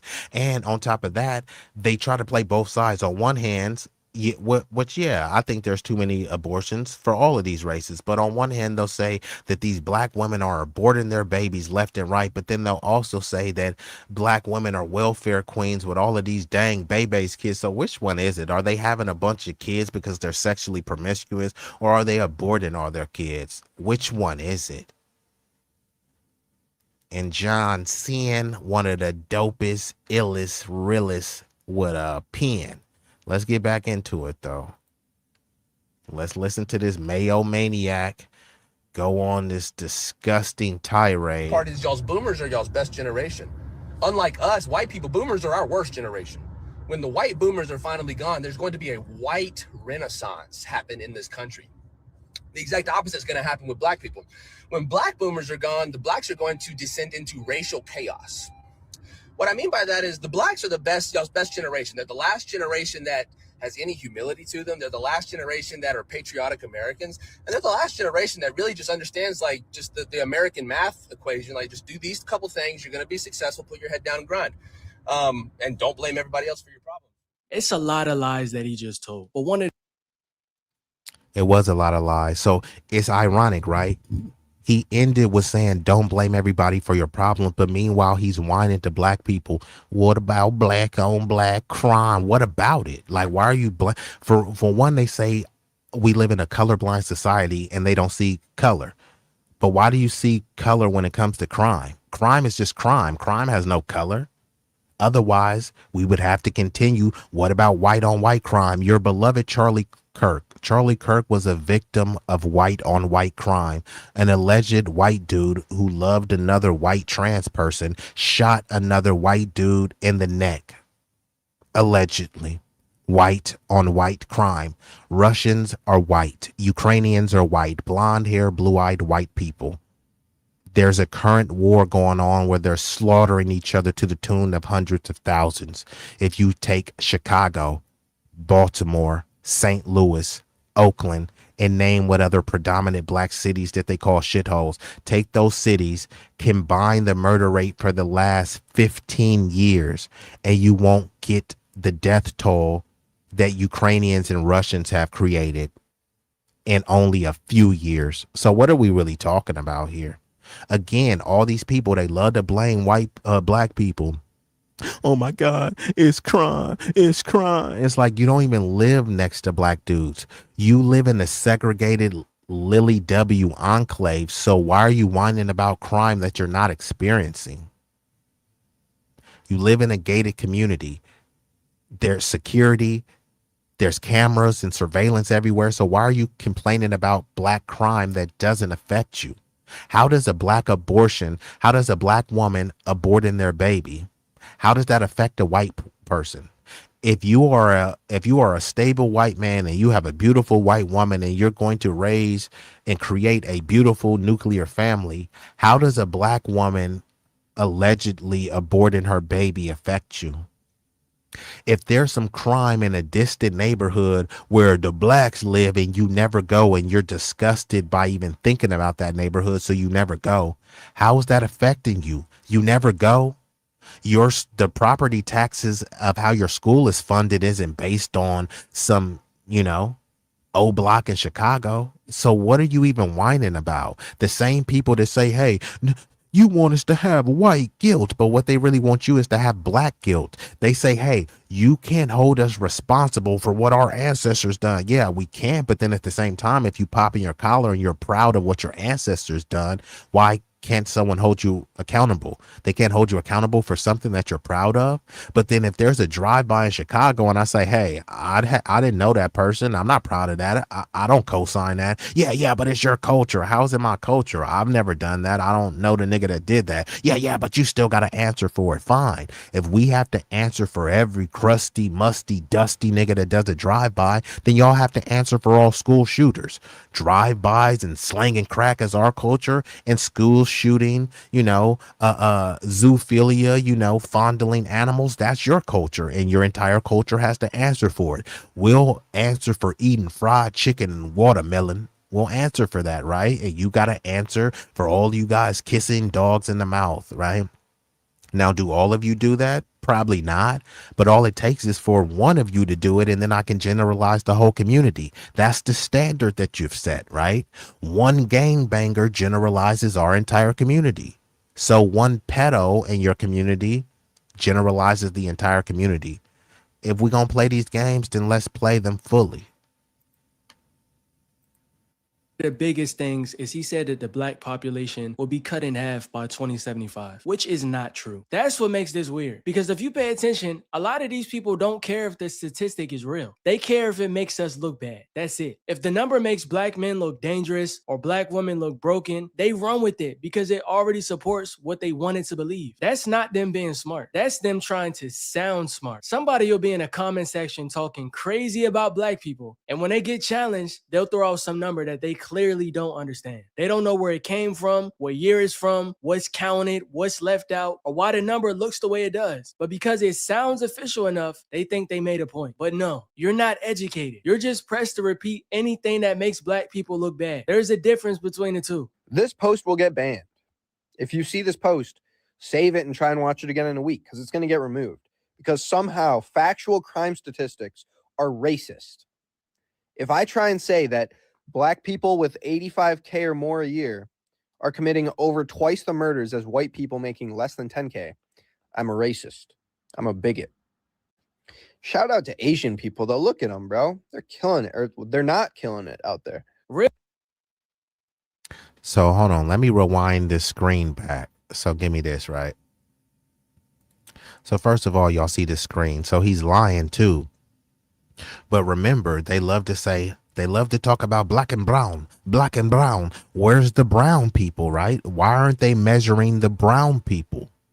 They love to talk about minorities. Well, where's the other minority group? They love to say Hispanic is the, fastest growing minority group, which is, non-organic, but, it's an imported minority group largely, right? So where are their statistics? And then you're supposed to believe this because at the bottom it says sources, Bureau of Justice. Well, that's his source. Well, if that's his source, you should be able to easily go to the Bureau of Justice and get the same stats. But most of the time, people don't even do that because someone said something that they agree with. They're pushing an anti-black narrative, and because it is a confirmation bias, then you say, hey, it must be true. Facts aren't racist, bro. But let's just say that these facts were true, right? Let's just say that they were true. What is he hoping to accomplish, right? I'm not racist, bro. I'm just telling you, bro. Blacks gotta be stopped, bro. But I'm not racist, bro. I just want to tell you about the violent blacks, bro. It's not racist, bro. Facts aren't racist. It's like, what are you trying to accomplish? If the whole issue is about crime, what solutions is he presenting to mitigate crime? Just making more podcasts. All the people that complain about black on black crime and getting money out of politics and all this stuff, most of their advocacy is largely rhetorical. They make a bunch of podcasts talking, man, this is wrong, bro. This is wrong, bro. Or I don't agree with this. Yeah, but what are you doing about it? And then they just queue up another live stream to talk about the things that they haven't taken action on. If crime was so rampant and blacks are so bad, what are they advocating for?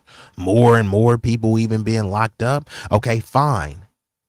There's a bunch of people that are locked up for non-violent drug offenses. Do you think those people should be released? No, we got to lock everybody up. So you want everybody locked up for non-violent offenses, for violent offenses, etc. And then what? Right? If it's supposed to be a so-called cultural issue, how are you changing the culture by continuously making podcasts? They say poverty is the greatest predictor of crime, not culture.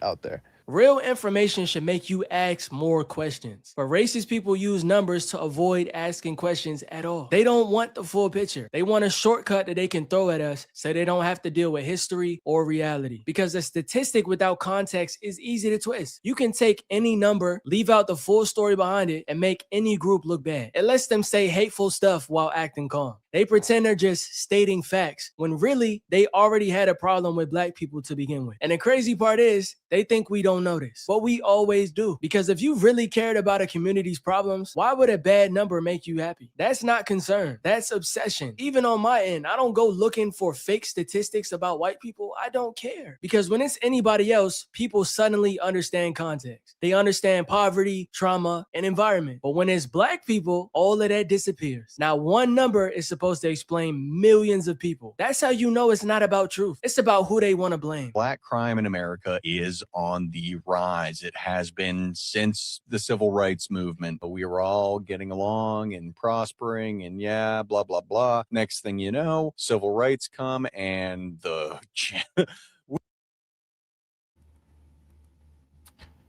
So the argument is all over the place. The argument is just a mishmash of arguments. Really, these people have no argument. Anti-blackness is the argument. The argument is inferiority, black inferiority. That's what the argument is. So we're challenging all of these narratives. And you said, whoa, what a curveball. What exactly is a curveball? Could you speak very plainly? And matter of fact, I mean, I'll drop the link because, you know, if you got something that you want to stand on, just speak very clearly. You said, so what you're saying is that you don't really have an argument for me neither. You're making an incoherent comment, and if you don't make a clear comment, then I'm gonna have to get you up out of here. And matter of fact, I'm here. I'm gonna drop the link, so you don't have to play these little goofy games in the chat, and you don't even have to cam up. You know, I mean, I might have to have you at least cam up in the back, but you don't have to cam up on camera. You don't have to play these games. And I want y'all to watch in the chat, right? See if this person continuously chats or if they hit the link. Because if you're making all these little incoherent comments, you have time to hit the link. Because you came in here, you're saying, what is the argument? I've already been going on for an hour and a half. So if you're new here, just listen to the stream. But you're trying to come in here and you want to make yourself be seen. So if you want to be seen, hit the link. The link is just right here, right? Stand on whatever you're talking about. You said the thing is you're not keeping up to the words that you're saying. Well, come up here. Now, I get that I be getting trolls, and that's okay. I believe troll lives matter, but I just want the trolls to be intellectually honest. But many of them are intellectually cowards, like this person. I have the link so you can say whatever you need to say. I just asked what your argument is. Okay, so here we go. So now I got to get you up out of here. So I'm going to go ahead and put you on timeout, and let me just speak to y'all, right? If you want to stand on something and you want to pop it, the link is out there. I'm giving you the opportunity to come and discuss. I'd rather have a discussion, but if you want to debate, we can do that too, right? But don't try to challenge me in the chat knowing that someone like this goofball that attempted to challenge me, you're not intellectually formidable to challenge me, right?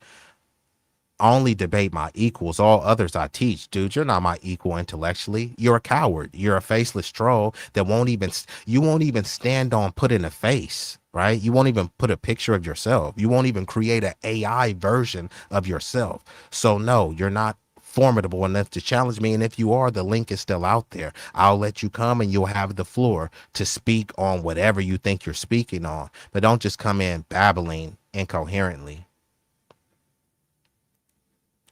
So let's get back into it. I noticed that it's you know, is this the best the high IQs have to offer? Y'all always got smoke until I drop the link, and then you start running like faster than Forrest Gump.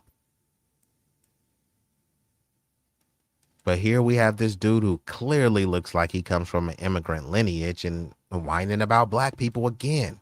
So imagine if this dude had a white wife and is raised in a white nuclear family, why would he care about black people? You don't even live around them.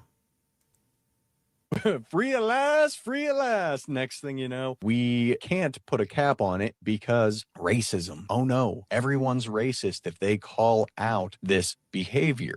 I'm not going to sit here and act like the black community doesn't face any problem. So this whole thing is like, oh, everyone is racist because we call out this behavior. No, you're not racist for calling out the behavior, but why are you calling out something that you have no intention to fix, right? Imagine you're walking through a neighborhood and you're just calling out, oh my God, look at how much trash is on the ground. Are you going to help clean up this neighborhood? No, I just want to talk about how much trash is on the ground. Yeah, but why do you want to do that? Because there's trash on the ground. Do you want to help pick it up? No, I just want to talk about the trash being on the ground. But why though? Because there's trash on the ground. Do you want to help pick it up? No, I just want to talk about it.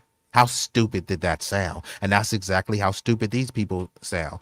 Let's talk about crime and black crime and black crime. Hey, this is how we mitigate the black crime so that, these youth are not committing these crimes. So they have something, they're gainfully employed, so they learn skills so that they can be more productive citizens in society. No, that's woke, bro. That's DEI. But I thought you said that the issue was black crime. In order to mitigate and eradicate black crime, I need to focus on the black youth. Most of the crime is committed from young males from 18 to 24. So in order for me to mitigate that crime, reduce that crime, eliminate that crime, I need to focus on that demographic. No, that's woke. Well, let crime run amok then.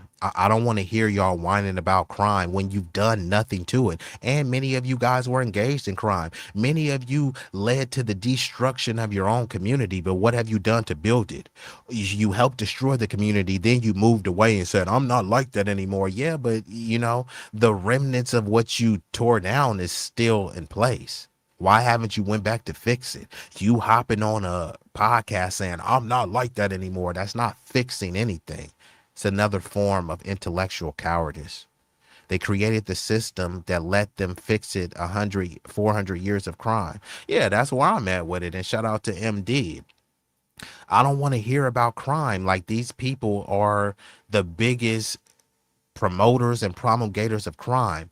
We're so far behind on the crime stats that we would never be able to catch up to the criminality that they've done. Look at all they shows. All of their shows show a bunch of immorality and criminality, but it's done in a creative, cinematic, artistic way, so you overlook it. Look at Game of Thrones. Game of Thrones is rife with degeneracy, rife with immorality, rife with incestuous relationships that are framed as normal, right? You're supposed to be desensitized to it because they did it in 8K and it was a cinematically appealing to you.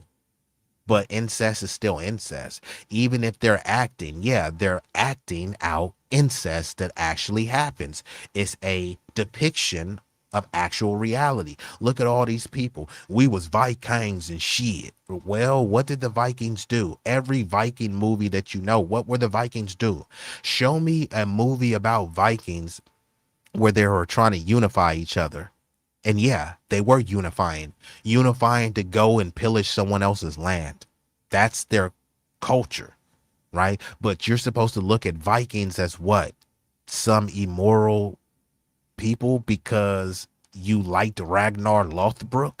Ragnar Lothbrok was leading his people on crusades to grape, pillage, and plunder.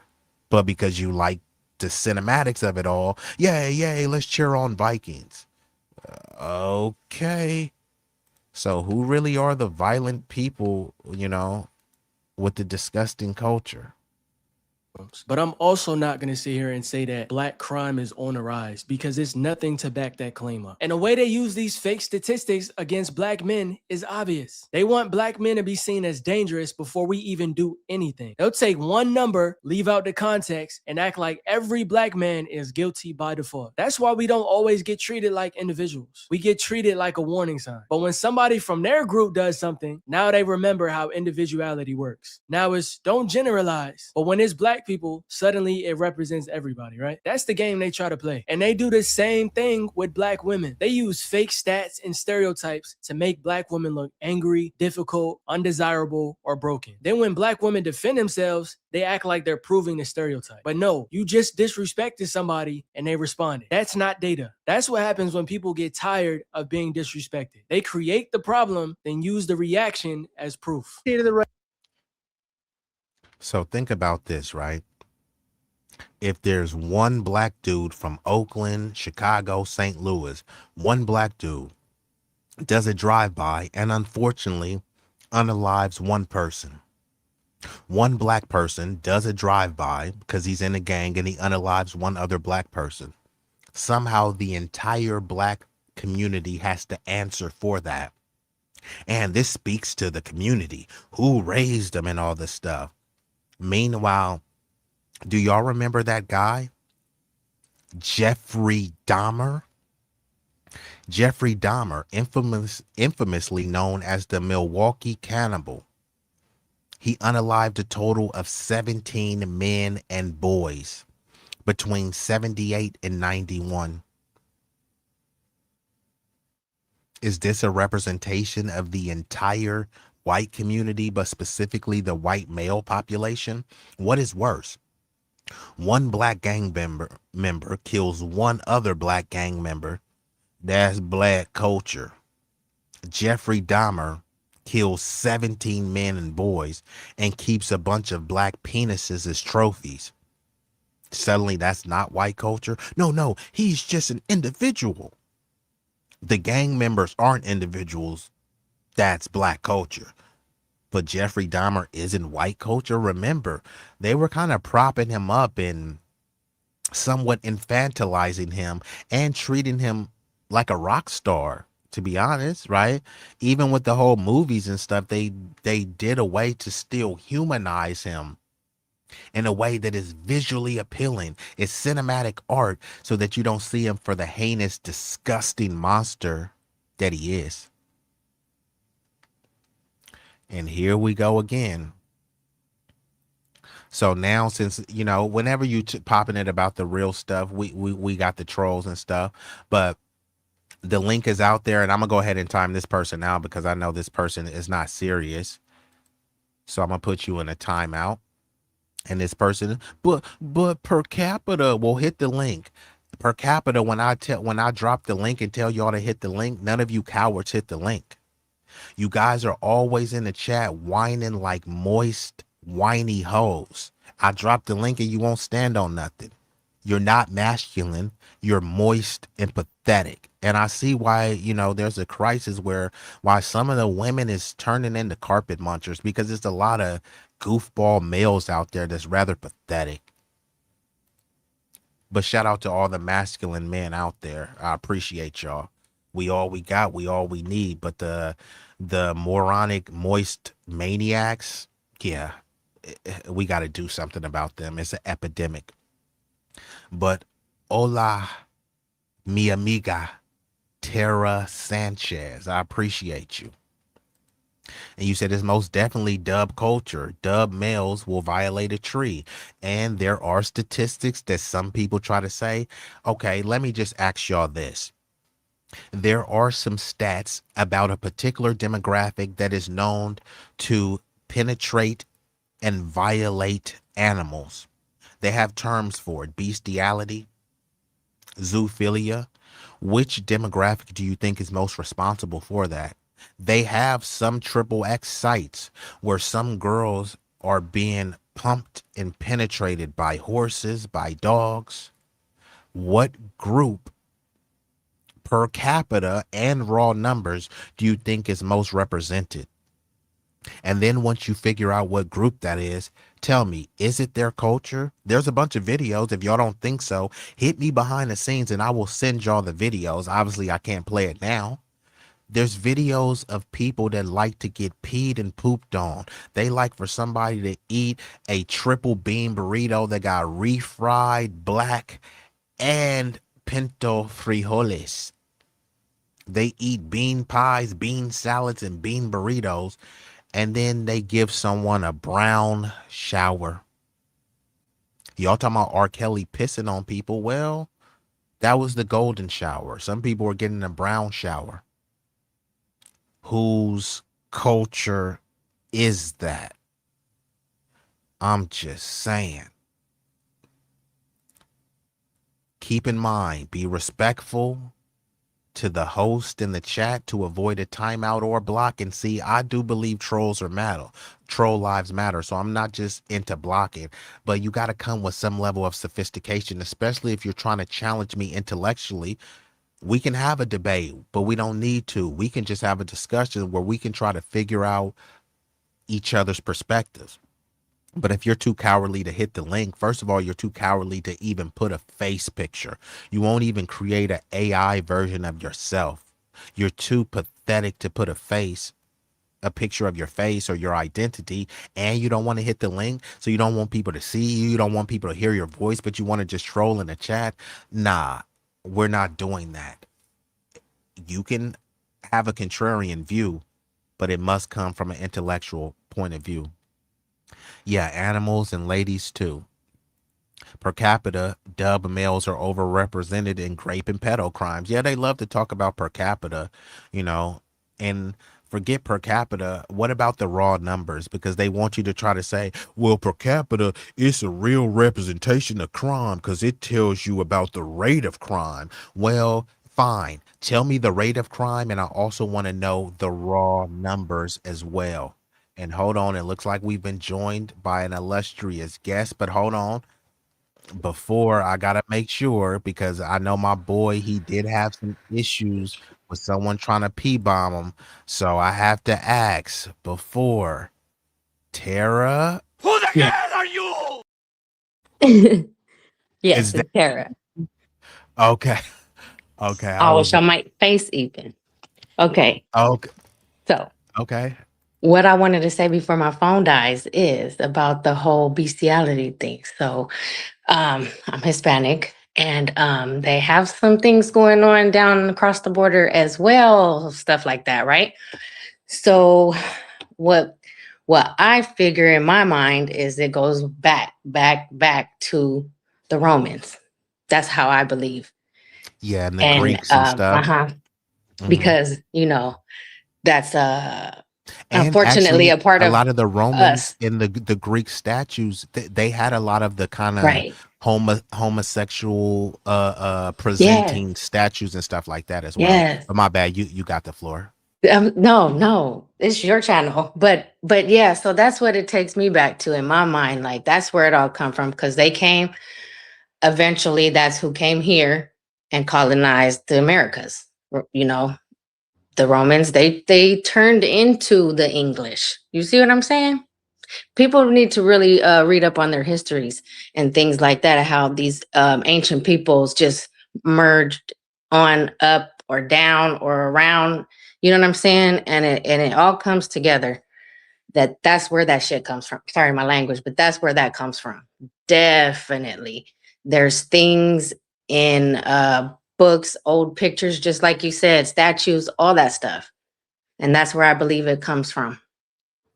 Yeah, I mean, there's even a saying too, in like if you're engaging in sexual activities, some people saying, "Hey, do you do Greek?" And you know what Hmm. that is, right? Have no clue. Okay. If somebody says, "Hey, Tara, do you do Greek?" They're saying, "Do you take it in the butthole?" Mm, okay. Where would Mm-mm. that terminology I come see. Right. from? You know what I mean? Right. If not from there. Right.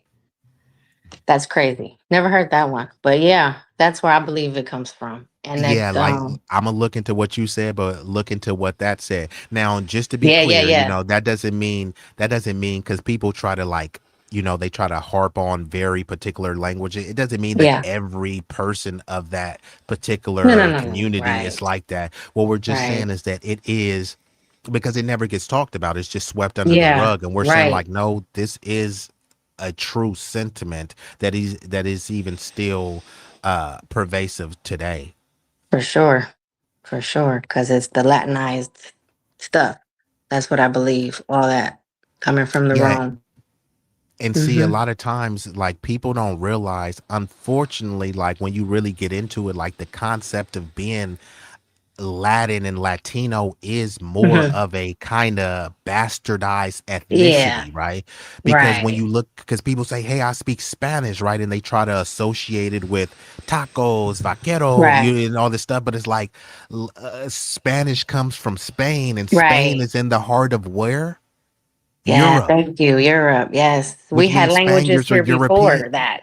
Yeah. Correct. Which Yeah. sometimes people it's a form of one anti-blackness but also anti-indigeneity Yeah. because you're For willing to sure. strip whatever indigenous language and culture you had to adopt. I'm Hmm. Spanish. No, you're not. Like, do you know how go over to Spain and try to tell them that you're Spanish? They're Hmm. like, huh? No, because there's Yeah. no race called Mm-mm. Spanish or Latino or Hispanic. Like, yes, that is your cultural heritage, your ethnic identity, but there is a lot of Hmm. colorism, there is a lot of Oh yeah. delineation, there's a lot of purity tests, just as the whole concept Hmm. of a WASP, a white Anglo-Saxon Protestant. They don't think Hmm. that they're the same level of whiteness as some Right. Slovenian white person, right? They may acknowledge that, yes, we're both Correct.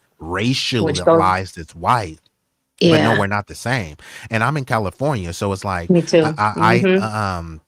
I've talked to both populations, right? I'm cool with, I'm a humanitarian. I love everybody. But Right. the Mexican people I know, they told me that they don't get along with El Salvadorians. I asked the person, I Mm. said, why? And he said, well, they're dirty, and they just went on it like a Wow. tirade. Yeah, and that's what they said. And then I talked to an Damn. El Salvadorian woman, and she said, she had beef with Mexicans because of like the colorism. She was a darker El Salvadorian. She said they would call her names and all Mhm. this other stuff. But when they put you under this Hispanic umbrella, it Right. pretends as if everyone is the same just because they called you that. But no, Right. and I always say this, and that's what they've done to black people. Like, I'm not the same as a Jamaican or a Senegalese Right. person. It doesn't mean that we hate them. It just means that we're different, and Right. it's a beautiful thing for us to highlight those differences and still come together, because Sure. I don't want to go to Brazil expecting to get a Mexican style taco and say, hey, Sure. y'all are both Latinos, so why can't I get the same type of taco? It's like, Mhm. no, because some people Totally in Brazil, different. they're like, we don't even eat tacos like that, right? Nah. And Mm-mm. my Mm-mm. friend's grandma from Mexico, she hated tacos and burritos. She was like, Sure. Right.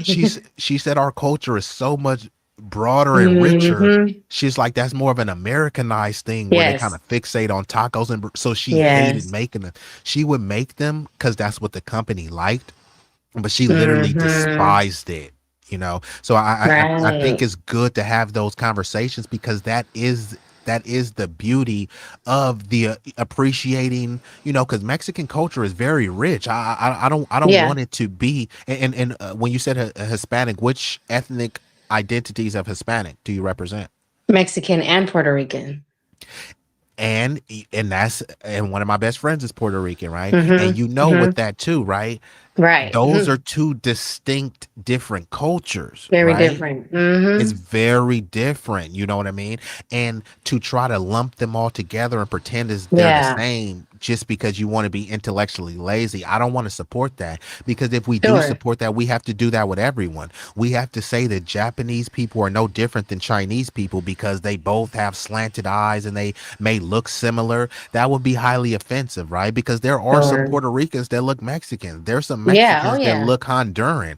I don't want Hmm. to assume you're from Honduras just based on your look. Right. How about I ask you and then you explain, Right. so that we can enjoy and appreciate something like Cinco de Mayo, right? Hmm. Mexicans celebrate that. My El Hmm. Salvadorians friend, they're like, I don't really celebrate Cinco de Mayo. You know what I mean? Right. So, Hmm. so but when people just hear terms like Latino and Hispanic, they think that it's just an umbrella term that lumps everyone together, Right. which I get the concept of it, but it does serve to like kind of Hmm. ethnically erase people as It well. does.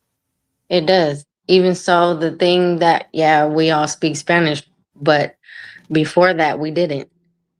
People on Puerto Rico Island didn't speak Spanish. People in this region Yeah, of there was a bunch Mexico of didn't speak Tainos Spanish. over there, right? Yeah. Just And as that's there not are the many language they were African speaking. languages, there was many American languages, what you call America. And even Mexico was a slave colony, so there's Hmm. many Mexicans. Yeah. One of the first presidents was actually an Yes. Afro Mexican, and then he actually was Hmm. assassinated by the Blancamiento ruling class. So people Hmm. don't always talk about that as well. It's like Right. just as well as there's black people with European ancestry, there's many Mexicans and Puerto Yeah. Ricans, like literally almost all of them to varying degrees have some level of African ancestry, Oh yeah, because yeah. Puerto Rico, actually both of them, Puerto Rico and Mexico, were both slave colonies as well. Hmm. So you have to say all Yes, that in sir. context, because it wasn't just like the British slavery, it was the Spanish and the Portuguese as well. Portuguese. Those, Hmm. yeah, they were actually really the original slave Right? owners, which is why the Spanish language and culture is so deeply rooted into Latin America. Hmm. And the whole concept of being Latin was trying to say that, hey, like, you guys will be like in harsh terms, like our bastard children. You won't be Mm-hmm. Anglo, but we can Right. Latinize you, right? You know what I mean? You Right. won't be part of the British power structure. You won't Sure. you'll be a European bastard, right? Because that's why you speak Mm-hmm. Spanish. Spanish comes from Spain, which is Yeah. in the heart of Europe. So they Mm-hmm. convince you that you're something other. They say that you're other than the Negro, but you're not quite white, and Right. then they can bestow whiteness based Mm-hmm. on proximity and skin tone, which is the concept Yes. of blancamiento, mejoró la raza, you know what I Mm-hmm. mean? And even now, there's a bunch of dark Mexicans in Mexico that are, Mm-hmm. kind of being treated differently just because Sure. of how dark they are. Telemundo, like I've seen so many dark, beautiful Mexicans. I'm like, to me, most of the Mm-hmm. Mexicans I've seen, the finest ones were darker. But if you watch Mm-hmm. Telemundo and Univision, they're Yeah, all they like shuttle. very like Mm-hmm. Cameron Diaz. It's like Yeah. not to say that I don't want to see that level of beauty. I'm just saying show the Sure. Yeah. balance. Yeah. Right. But Yeah, what for do you think sure. about anything I just said? I agree with mostly everything, and to add to that, just as black people come in all different shades, so do Hispanics. You know what I mean? Even white folks. You got some have freckles, you got some's a little tan, you got some super white. You know what I'm saying?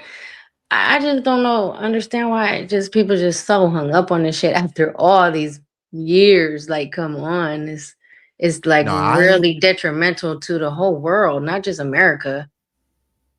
I agree. I think that if we were able, because as human beings, we share 99.9% of DNA, right? So it Right. would behoove all of us to just get along. I think that there's a world where I do believe that we should hold on to our ethnic cultural sovereignty, Mm-hmm. right? I want to know, because like I said, not every group does things the same, right? The way we Right. make our fried chicken is not the same everyone makes it. Some people make jerk chicken, some people make Mm-hmm. lemon chicken, orange chicken. It's a way that we can all enjoy each other's Yes. culture, but not always try to step on each other's foot. I think Yes. that there is, a way where, that we can represent for our ethnic identity, but not at the expense Mm-hmm. of other groups. And right Sure. now it's trying to, here, let me compete with this other group, which, and then if you don't want to compete, it's framed as, oh, well, you don't want to work hard enough, or you're just shying away from competition. But it's like, Yeah. nah, it's like, why are we competing like for the crumbs, right? The Right. people at the top, Yeah, we need to they be fighting them. Yeah. correct, and we're not going to be able to fight them if you have derogatory slurs for each other, or we Right. don't want to respect each other's cultural boundaries and simple things like that. It's Mm-hmm. things that we can do where we may have to just suck it up, right? Like, Yep. you may be used to going around calling women bitches and hoes, but then you're around some respectable women and they say, honestly, I don't feel comfortable with that language. Could you, Yep. just tighten up that language? It's the same thing. You may be used to saying the N word around some people and they say, that offends me. Could you not say that? Like, let's start Mm-hmm. just respecting each other cultural boundaries. Some Yeah. people may think it's funny to make a taco joke or Puerto Rican Mm-hmm. joke and say, Yeah. hey, look, bro, maybe you didn't mean it like that, but that offended me. And I Mm-hmm. apologize. I won't make a joke like that. I was culturally insensitive. I think if we are able to listen to one another in that regard, things could start to move forward as well, rather Yep. than just, well, I grew up around black people so I can say the N word. I grew up around Yeah. women and rap music so I can call them a B word, right? Well, my baby mama is Mexican and she didn't support ISO, it's like, come on, man. Like, Yeah. let's just try to have a nuance. It doesn't mean we're going to agree all the time, but I think if we are looking at, like, how could we help each other more, right? Like, Right. how could we have these more multicultural businesses? Because it's Mm-hmm. really going to come down to breaking bread with each other in Yes. economics. That's all it's going to come Yes. down to. Because if you're making money with someone and you're succeeding with them, then you don't see them as adversarial, right? And Yeah. we've always been, much to our detriment, we have been very inclusive. We've been very open. So I think it's Mm-hmm. just time for, other people to just get on that page, and for us to kind of clean up whichever, because all communities have issues, right? Yeah. I.e. the Mexican cartel, the Right. coyotes. We have black gangs and all this stuff. So all of our respective communities, none of us are angels. But while we're cleaning Right. that stuff Sure. up, we don't need to disparage other groups. We don't Yep. need to hate on Latinos. Latinos don't need to hate on blacks and Asians and stuff. We need to really be trying to come together, right? Yeah, And that's right. I'm not as optimistic, as I Yeah. could be. I do see it from a pessimistic Yeah. lens, only based on, but I'm not willing to, just accept that, right? Accept defeat. Yeah. Right. Yeah, because it's like I get it. It's an uphill battle, but it's like Mm-hmm. then if it's not us, Tara, we're leaving it to the younger, more Yeah. less educated youth. And Mm-hmm. most people, their brains don't fully form until they're after 25. By Right. 25 they may have got locked up, they True. may have Mm-hmm. did some stuff. So it's really up to us to bridge the gap and just say, whatever we were used to for these past Mm-hmm. decades, we're gonna have to pave and charter a new path Right. forward. You know what I mean? We're gonna Mm-hmm. have to suck some things up, we're gonna have to Mm-hmm. swallow our pride, but it's in the name of the betterment of society. It's enriching Yes. the society, because as well as, like, I expect Latinos and Mexicans to be for La Raza, right? Just as Yeah. well as we're Right. going to be that. But I'm not for my Sure. community at the expense of the Mexican community. I don't want to be like, yeah, I Yeah. want to see the Right. black community succeed so we can crap on the Mexicans. No, I want to Right. see a thriving Mexican community, a Puerto Rican community, a black community, because it's enough for all of these communities to Mm-hmm. thrive, and, Yeah. you know, It's enough for and all of us if we take it from them. That's the thing. You know? correct. It's more of us than Yeah. them, but Yeah. they've just convinced you that, hey, your Mm-hmm. neighbor is your enemy, and Right. maybe you do have a neighbor that's an enemy, but you Sure. live in an entire neighborhood. Mm-hmm. Most of your neighborhood supports you, and they say Yep. love. I always say this. They say you're supposed to love thy neighbor, but how could Yeah. you love thy neighbor if you don't even know your neighbor? You're not Sure. gonna love something you don't know. So they used Mm-hmm. to have old movies where people would go to the houses and knock on the Right. door. Hey, Right. Tara, welcome to the neighborhood. Here's a pie. It Right. sounds funny, but like No, that could go yeah, a long yeah. way. It could. Yeah. Just a gesture. Have some decency, some respect for others. That's all. Because they keep pushing these tribal wars on us. That's is bad. The white, the No, it black, really the is bad. brown. Mm-hmm. No, and it's very detrimental. And who does Yeah. it serve? Because like Mm-hmm. right now, when Them. so yeah, and some of the greatest people I know are of a Latino descent. And, I say Mm-hmm. that loosely because there's, various cultures and Sure. ethnicities within there, right?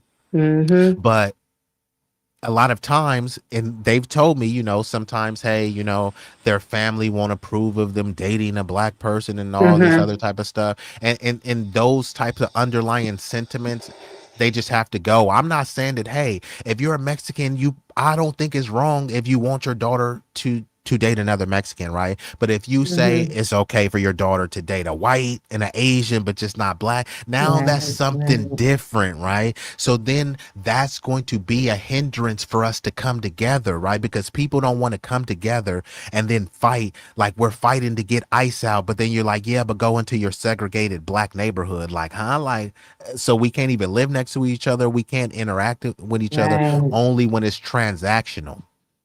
So I'm just saying, like, we just got to be able to respect each other's cultural boundaries, but also understand how it looks from the outside and the outside looking in, you know what I mean? Because I think the majority of the communities, right? I think the majority of Latinos are cool with blacks. The majority of blacks are cool Yeah. with Latinos, but there is Right. a problematic contingent that, allows things to fester up. And since Mm-hmm. it doesn't get talked about in a reasonable Right. manner, it's always like a mudslinging contest. Yeah. Unfortunately, in many occasions, there's Mm-hmm. usually no resolved or no conflict resolution. Yeah, that's true. Yeah, because there's no Very much so. benefit to you like fighting with any group, right? There's no benefit for Mm-mm. you warring with blacks and warring with Latinos. Mm. It's like that. Okay, you fighting with Latinos is not the reason that gas prices are high, right? Right. You blaming George Floyd Right. is not the reason you can't afford a house. It's not you couldn't Mm-mm. afford a house before BLM, right? So you can't say, Mm-hmm. oh, well, what about with BLM and they burnt the city? It's like, bro, you live in Utah. there were no Sure, cities right. burnt down. You know what I mean? So people try to fixate on things that don't really matter Affect to them, them. yeah. Mm-hmm. Yeah, and it takes away Sure. from the times that you can build, right? If Mm-hmm.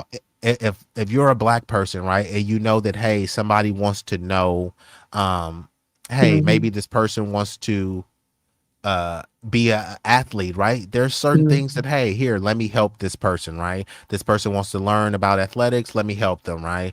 Mm-hmm. Same thing if you're a Hispanic person and I was like, man, I would really love to know how y'all make those authentic tacos. It's Mm-hmm. like what are you like losing by collaborating in those Right. instances? I think a lot of times people see it as a form of cultural infringement, or as if you're going to lose something. Oh, if I help the Mm-hmm. Latinos with this, then they're going to take over. Or I don't want the blacks to learn this because then they'll try to take over. It's like, why do you have that mentality that Mm-hmm. someone's trying to take over? Maybe they're just trying to collaborate with you so Right. we can expand and grow together.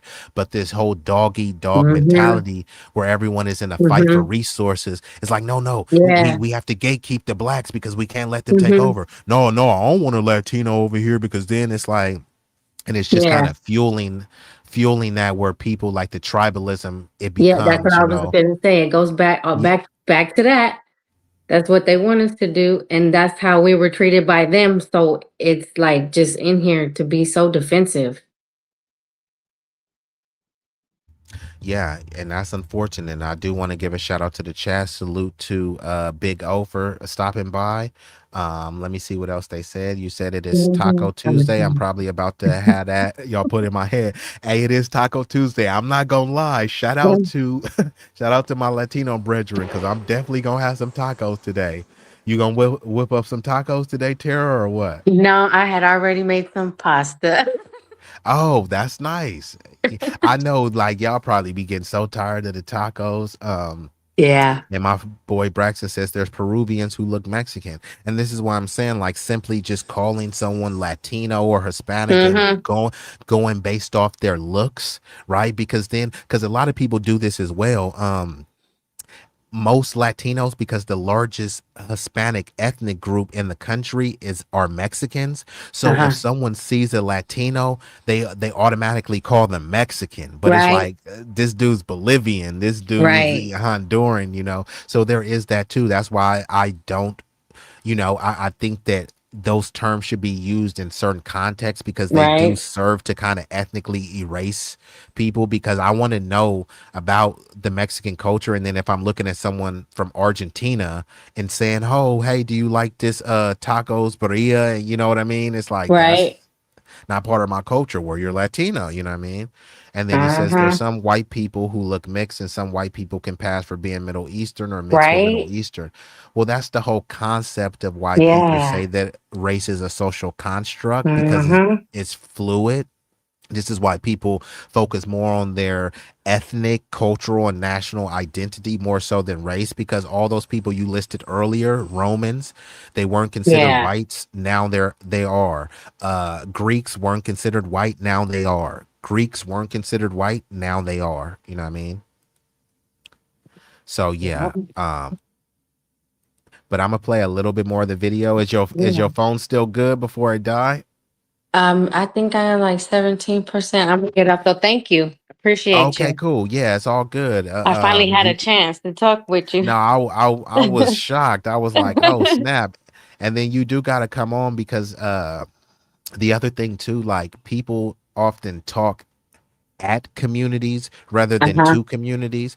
And I do want to actually, because like, I truly am like a humanitarian, so I get a lot of And support. me too, Some of my yeah. largest supporters are white. I'd be shocked, because I'd be kind of popping Right. it a little bit reckless, but at the same time, a lot of the stuff is, a little bit over the top, just because sometimes that's what you got to say just to spark a Right. sensible conversation, because people want to see the drama and all this stuff. Because if you come out too intellectually astute, then it gets considered boring, right? So you do got to kind of Yeah. spice it up a little Uh-huh. bit just to get the engagement. But yeah, I do appreciate your perspective, and I do Yes. want you to Thank come back and you. we can have Oh, a for broader sure. discussion, basically, Mm-hmm. on how we can provide solutions more so than just the finger pointing at, black Right. people bad, Latinos bad. It's like, because none of us are bad. Like, we're all just human beings. Like, we're emotional Yep. creatures, right? So We it's are just like, trying to get by. Yeah.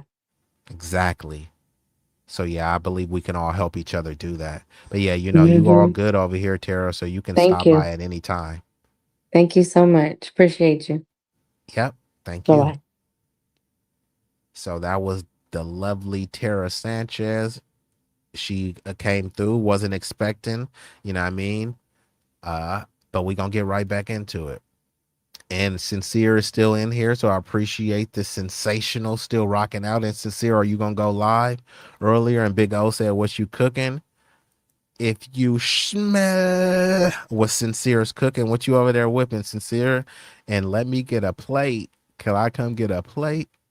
You said that sounds nice and all, but in reality, it's everyone for themselves type world.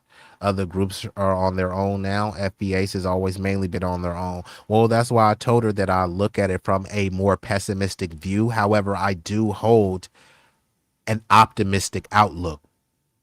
It doesn't mean that it's going to happen, but I still hold optimism. It's the same thing with reparations, right? I'm always going to stomp for reparations, right? But if you think that it's going to happen, I mean, if you look at the way things are looking, it's easy to have a pessimistic view, but it's a debt that's owed. So I'm still going to have an optimistic outlook that eventually we'll get it at some point, even if it's, when I'm long and buried into the dirt.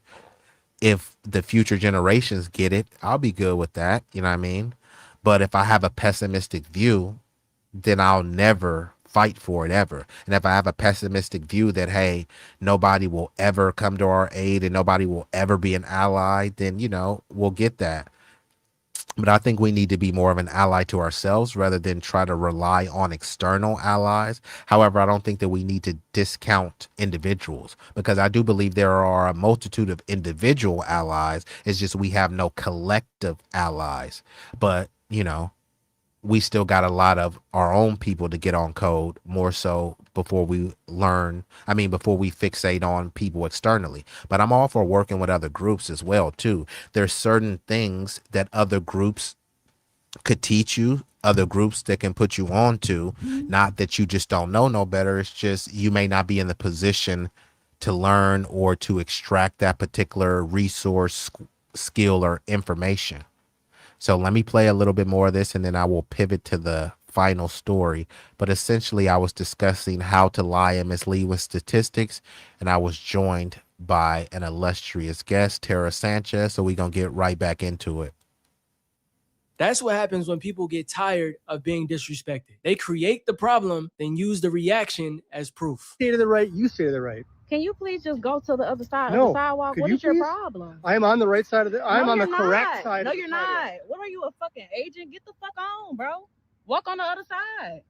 What is your problem? I don't have a problem. You do have a problem. You see me walking and walk right in front of me. White people and they fucking entitlement. Y'all got a fucking problem. It's a racial thing now. Oh, yes, it is. Because like, you see me minding my business with my headphones in, just walking, On minding the my wrong business. side of the sidewalk. It's not a specific side of the fucking sidewalk you gotta walk on, have a boy. driver's license? What the fuck wrong with Do you? you have a driver's Yes, license? I have a driver's license. What huh? side of the street do you drive on? It don't matter. Right It doesn't matter. It does not matter. This is, I can walk wherever the fuck I want to walk. I can yell whenever the fuck I want to yell. Y'all have a fucking entitlement problem. No, it's a whole sidewalk. Mirror, Why the fuck do you gotta walk on the same side that I'm walking on and try to make me feel intimidated and walk on the other side? I wish somebody would have showed me this table sooner. I mean, look at this. $3,000.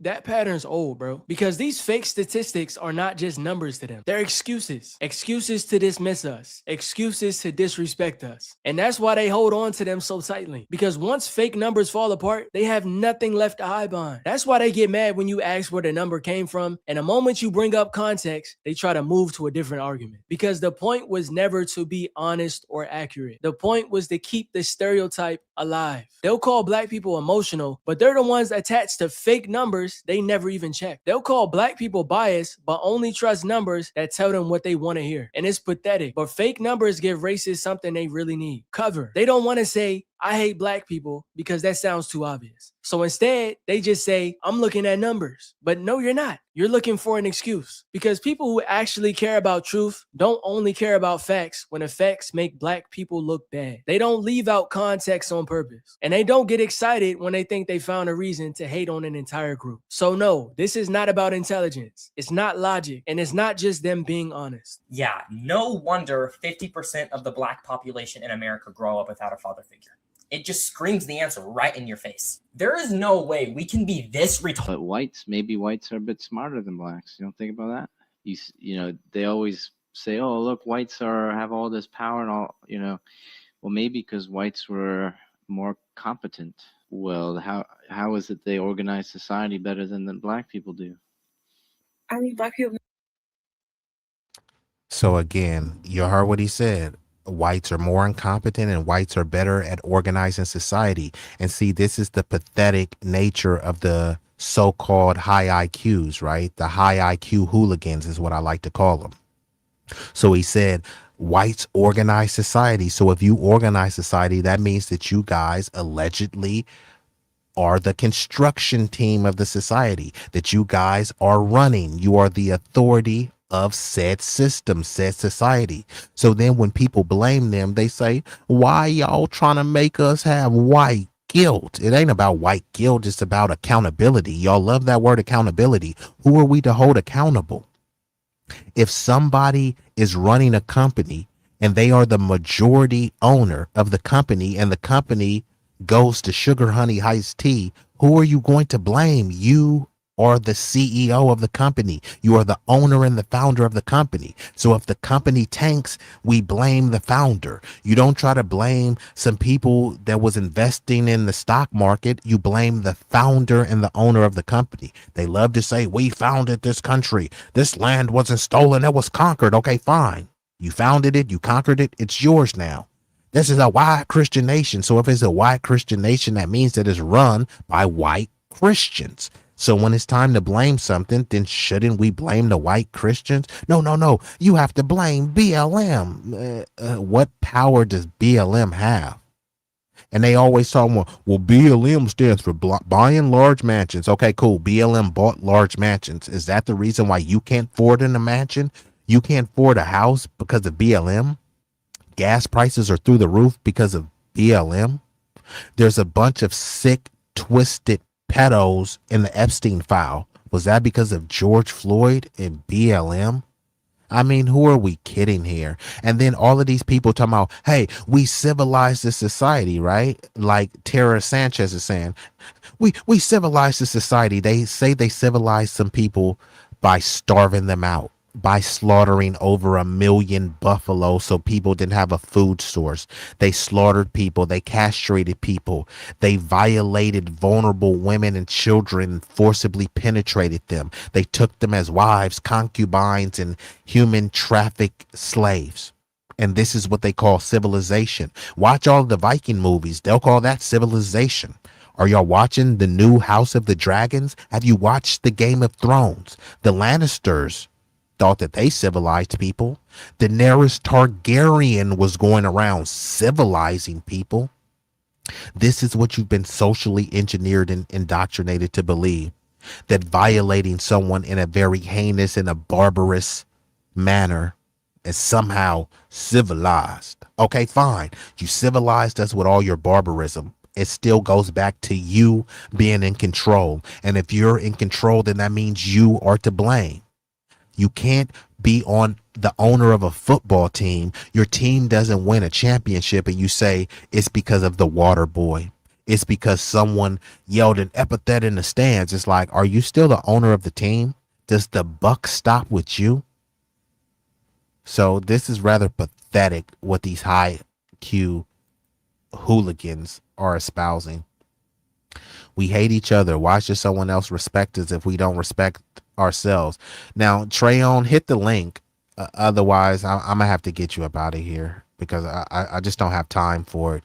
Because matter of fact, you talking about we hate each other. It's like, this sounds like some tether talk. I'm going to keep it real. This sounds like a tether tirade. We hate each other. Who is we? Who is we? No, we love each other. Why should someone respect us if we don't respect ourselves? Yeah, this sounds, it's either a tether tirade or a buck broken babbling bozo, because this doesn't even make any sense. Mexican cartel members are killing other Mexicans. There's no Mexican saying, if we don't respect ourselves, why should anyone else respect us? There's Mexican cartels slaughtering other Mexicans. Not only that, they're human trafficking other Mexican girls. What does that have to do with the rest of the Mexican population? So because the cartel is slaughtering other Mexicans, then what? Mexicans shouldn't have respect for themselves. If somebody commits a crime, a black person commits a crime on another black person, well, since he didn't respect us, then no one should respect us. It's like, you sound like very like, I don't know, bruh. This is a low IQ comment. Hit the link, bruh. We are the majority neighbors of each other. No, actually, we're not, because a lot of these communities are mixed communities. It's not just a bunch of majority black neighborhoods. It's not. And what neighborhood do you live in? Hit the link, because all these people talking about we this and we that. Okay, well, what neighborhood do you live in? I can guarantee you don't live in a majority black neighborhood. And if you do live in one, you've done nothing to clean it up. Otherwise, you would be talking about that. You hopping on with some African AI photo talking about we hate each other. Well, no, we don't. Nigga, I don't know you and you don't know me. So do you hate me? Do you hate me because we hate each other? And if we don't, then why are you saying goofy shit like that, bruh? Menace to Society, Boys in the Hood, New Jack City. I don't watch Power. I don't watch Love and Hip Hop. And hey, Trey on, especially since you won't hit the link. And you know what, nigga? You acting like a little bitch right now. You acting like a little bitch right now, nigga. Man, fuck that. I ain't letting that shit ride. Since you love Menace to Society so much, it's like, come on, bruh. You in Jacksonville, Picketttville, it's like, I don't know, bruh. Like, you don't really sound like you from the lineage. And if you are, man, you got a lot of tap dancing in you, bro. You got a lot of stap and fetch it. I'm not Mexican. Yeah, you definitely ain't foundational. You said, listen to your response to me. Yeah, I'm responding to you because this is part of our culture. We roast. I don't hate you. First of all, I don't know you. And it sounds like you're very fragile emotionally, bro. It's like nothing to take. And matter of fact, my bad, Trayon, since you are that triggered by what I said, since you're that triggered, hey, Trayon. Talo. Sorry. Sorry. And like Terrace, yeah, big O, definitely, bro. Did somebody call you an African booty scratcher when you was young, bro? We don't even use that term anymore, bro. Did someone call you a tether? It's like, bro, why are you triggered? If you was from the lineage in the community, you know that we roast and you know that we love each other, right? Black people having conflict with each other doesn't mean we hate each other. So when you say we hate each other, no, you got to speak for yourself, bruh. Don't try to project your hatred and your self-loathing on the entire community. And you say you want to fix us. You can't fix us going around, what about black on black crime? That's not fixing us. Still, I want to know, what have you done about crime? You whining in comment section is not going to fix us, bro. It's just not. You said, I'm not bothered by your comments. I'm commenting. It's funny, bro. They always do this little goofy stuff, bro. They comment, you reply to their comment. Man, you're bothered by my comments. No, I'm reacting to your comment. You know what that's called? It's called a rebuttal. It's called a retort. I don't even know you. You're a faceless, suspected tether troll account. So no, there's nothing to be bothered by. I'm responding to your comments. I'm not even hyped up. You feel me? You're the one who won't even hit the link, bruh. Say what you got to say and say it with your full chest. Again, he's talking about, again, bro, hit the link or I'm gonna have to time you out, bro. I'm finna drop the link right now because like you're going on your little tether tirade. Or you doing the Sambo shuffle. So one more again, I'm dropping the link. When is the last time you spoke up about black on black crime? No, forget speaking up. What have you done about black on black crime? All you've done was create an AI profile and hop on. Like, come on, bro. The link is right above you, bro. And like I said, bro, you might have to cam up in the back because I don't know, bro. You seeming like one of those suspected Tether troll accounts, bro.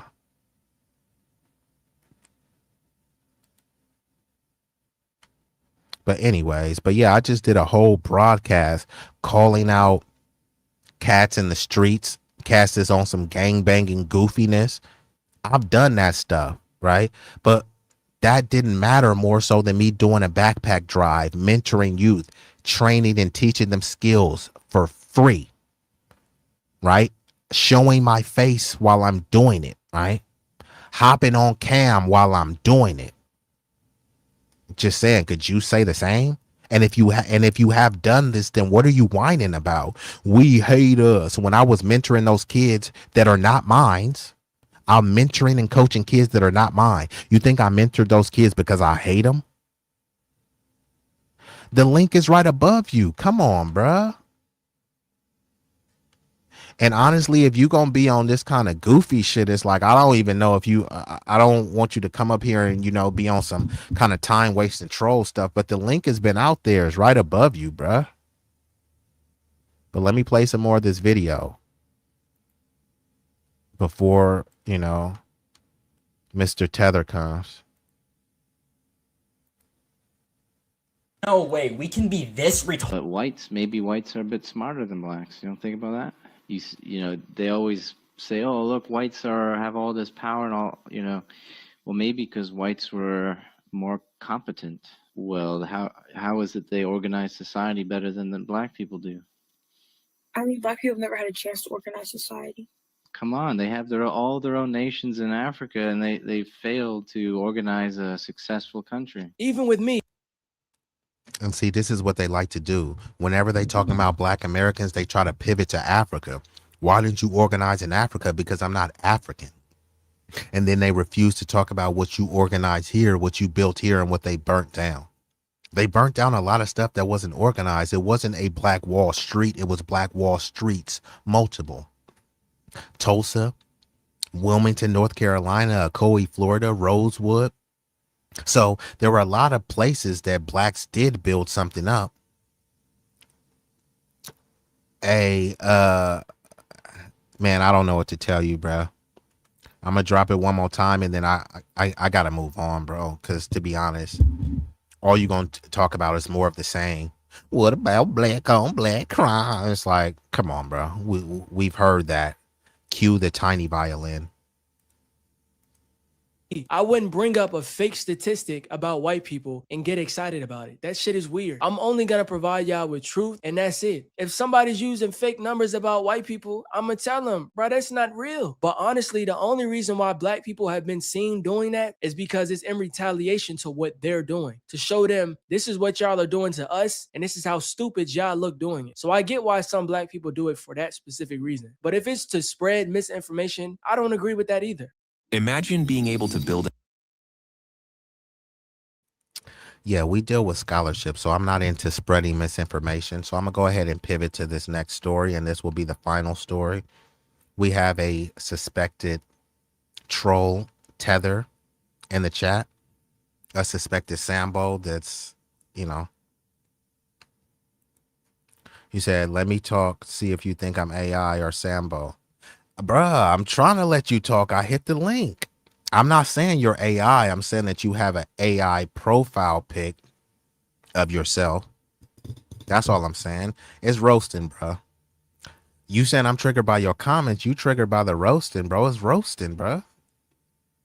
And I didn't say that you were Sambo. I said a suspected. I don't know if you are. That's why I dropped the link. With your rhetoric, I'm saying that is the suspected language. You may be a upstanding person, but that language, you feel me?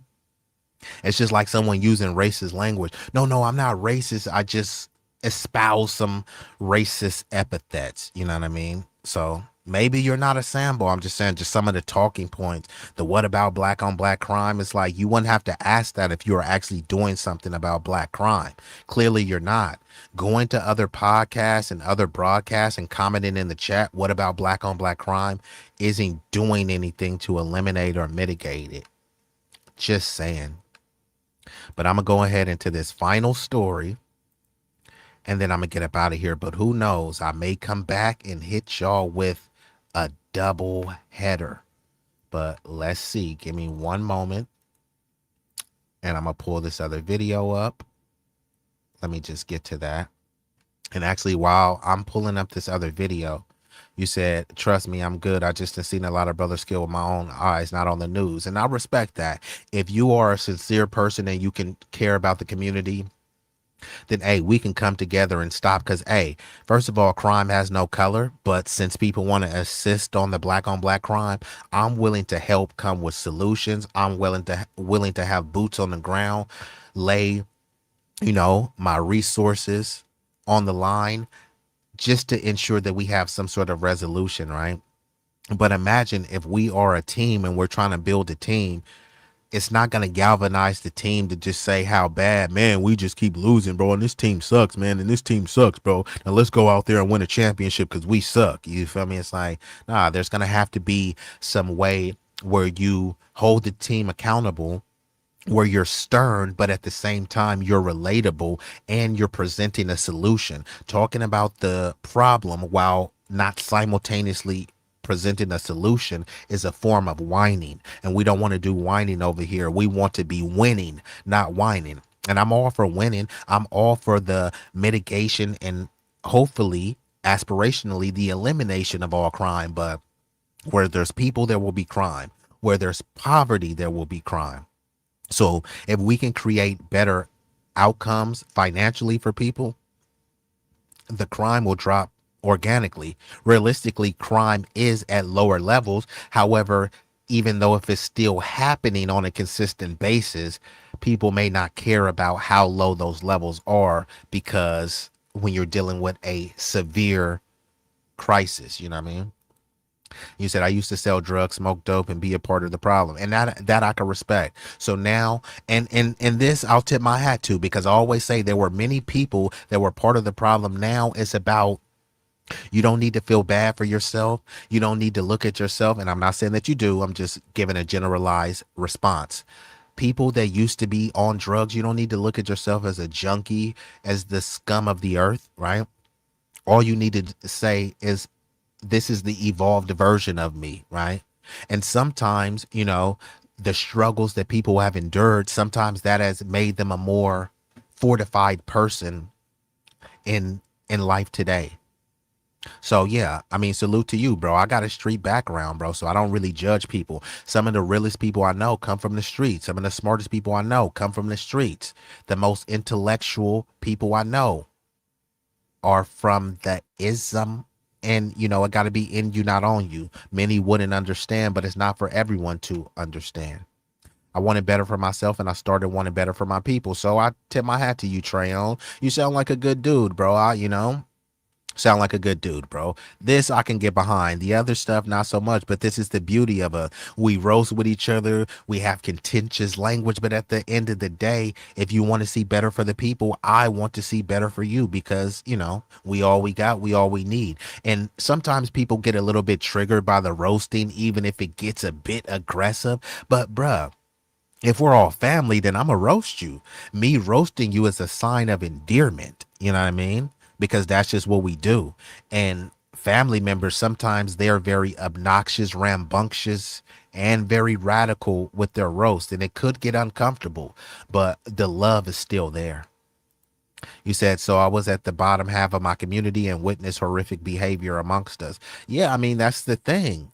Most crime is intraracial. Most of the horrific things that white people have seen are going to be done by other white people. Most of the horrific things Mexicans have seen have been done by other Mexicans. So I don't want it to make it seem like it's just inherent to us. No, human beings are emotional creatures, and it's inherent to impoverished conditions.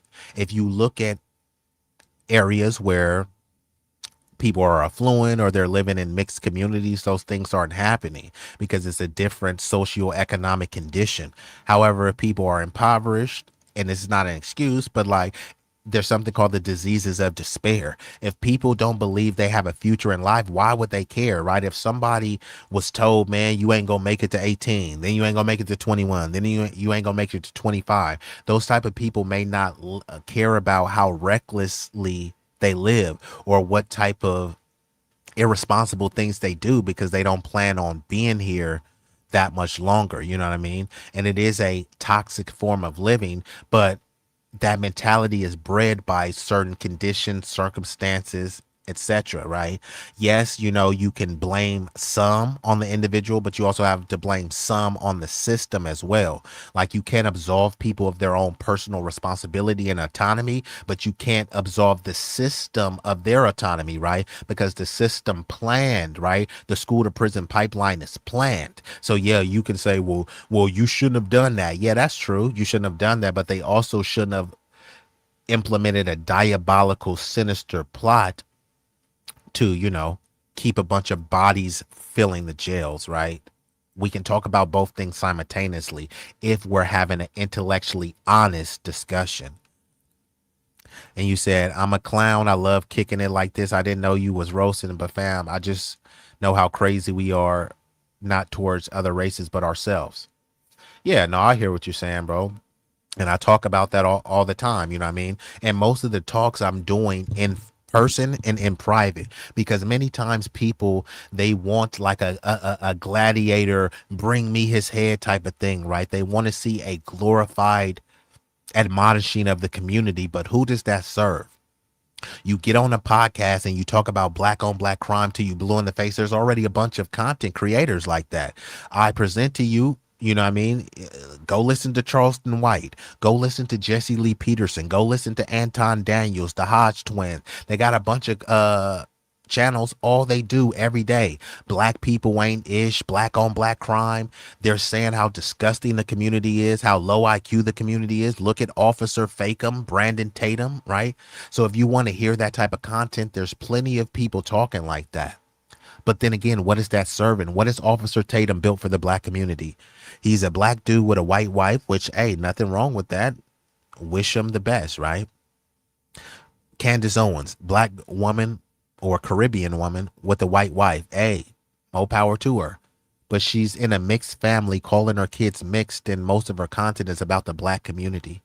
What is Candace Owens built for the black community that she keeps talking about? What is Officer Tatum built? What is Anton Daniels built?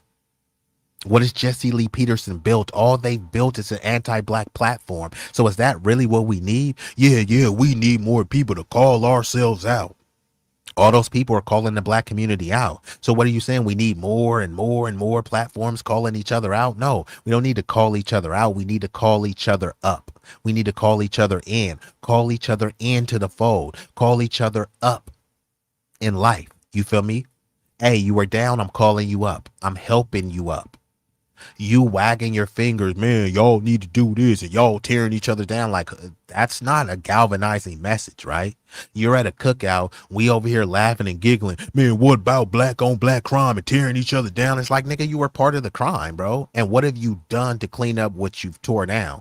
Oh, well, I just talked about it in the comment section. How much money have you donated? What nonprofit have you started? What kids have you mentored for free? What kids have you trained for skills for free? Many people haven't done the bare minimum, but they got the maximum level of criticism for a community. It's like, nigga, you don't give a fuck about the community. And I'm not saying you specifically, I'm just saying in general.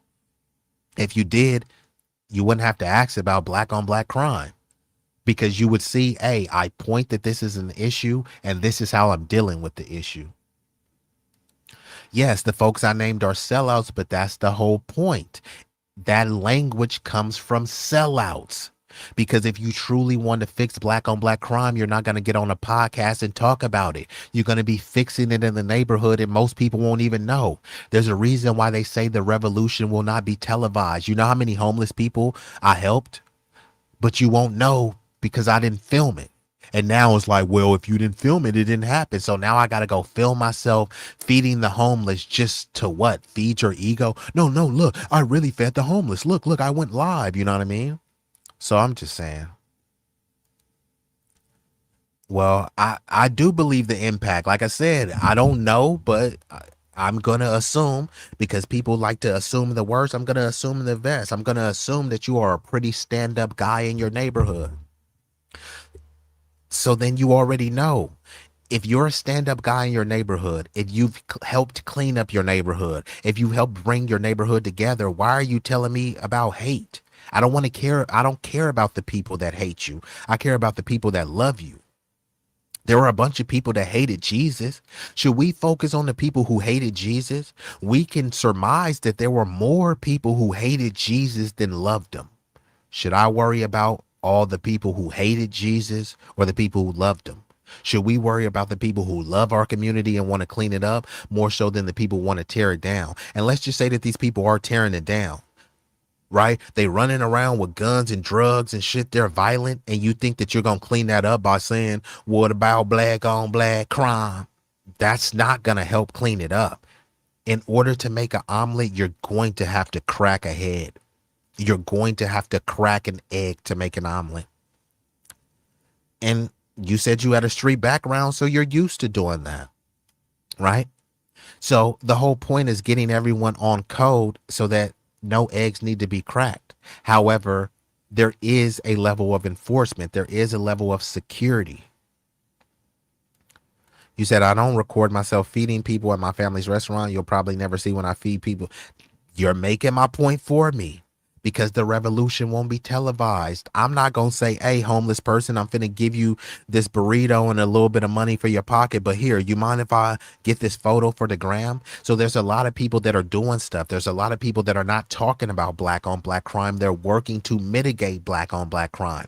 They may be doing rallies. They may be doing community outreach. But just because you don't see it on TV don't mean that it's not done. And that's what people are clamoring for. Where's the podcast is talking about it? And I just gave you a whole bunch of podcasts. The main people that are talking like that are sellouts. Because the people that are on code for the lineage, we know how to hold each other accountable when it's, when it's appropriate, right? It's not always appropriate to just, hop online and start bashing your community in the name of accountability. Because most Latinos kill other Latinos. Find me one video of Latinos talking about Latino on Latino crime. Find me the video of whites talking about white on white crime. Most crime is intraracial, right? So again, we're the only community that does that. And it doesn't mean that, hey, you love this crime and you want this to happen. No, people are vehemently against the crime. It's just, whining about it doesn't serve a purpose. So let me go ahead and play one more of these videos and then we will be up out of here. Give me one moment.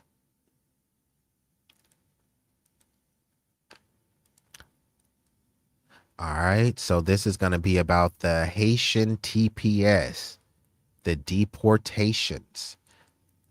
So before I do that, let me make sure, because if you haven't took the time to like the stream yet, I'm going to give y'all 30 seconds to hit the like button. If you feel the vibe, like, share, and subscribe. We growing on this journey. Come and take a ride. If you wanna slide with that dude, be easy. We going all the way to the top. Believe me. All the way to the top. Believe me.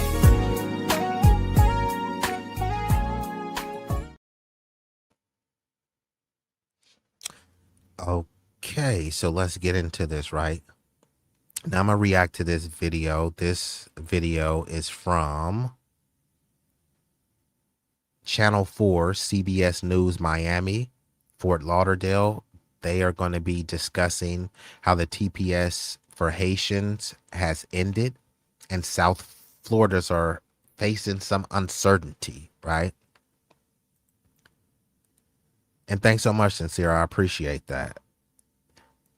I didn't know you were still rocking out, Sincere, but you know, the sensational is still in the building. Now, there's been this obsession. It's really a demented obsession. And hold on, of course, I got to give a shout out. Hold on, where's Tara at? I could see Tara's comment, but where the heck is it at? Okay, here it goes. Poverty is man-made just like race, right? Race is a social construct, but poverty, yes. It doesn't have to be all of these impoverished enclaves. It's just poverty is what allows them to continuously control the masses because they can allow a few tokens, right? Hey, look, you can aspire towards being in the middle class, which really truly doesn't exist. But then they say, not only that, you can aspire to be a millionaire, a billionaire, or even like Elon, a trillionaire, right? Which is just definitely not sustainable. And it's impossible and implausible for 99.9% of the population. But by you chasing this carrot and this pie in the sky aspiration, then you're allowed to look over your fellow man. And I'll say it's funny, but it's not really funny. I'll just say it's amusing that people look to Jesus as their Lord and Savior. By modern standards, Jesus was a dusty. Let me say that one more again. By modern standards, Jesus, your Lord and Savior, was a dusty. There's no reports of Jesus being wealthy, rich. By modern standards, would Jesus even be in the middle class? Jesus would be a low-income person eligible for SNAP benefits in Section 8. But then you wag your fingers at people that get SNAP benefits in Section 8, but then you say my Lord and Savior is a person who would have been eligible for those same benefits based on their class and socioeconomic status, right? So it just doesn't make any sense. They love to say, what would Jesus do? What would Jesus want to hoard all the wealth? Would Jesus want to be a trillionaire? And if Jesus, our Lord and Savior, wouldn't want to be a trillionaire, then what are we praising Elon Musk for? Now, I don't, but I'm just saying. And you said, who's Lord and Savior? I worship Amon. Well, I'm speaking general because this is a purported white Christian nation. And that's what they say. So I'm speaking in a general facetious tone, not saying that everyone's Lord and Savior is Jesus. And I'm doing it overall to make a broader point.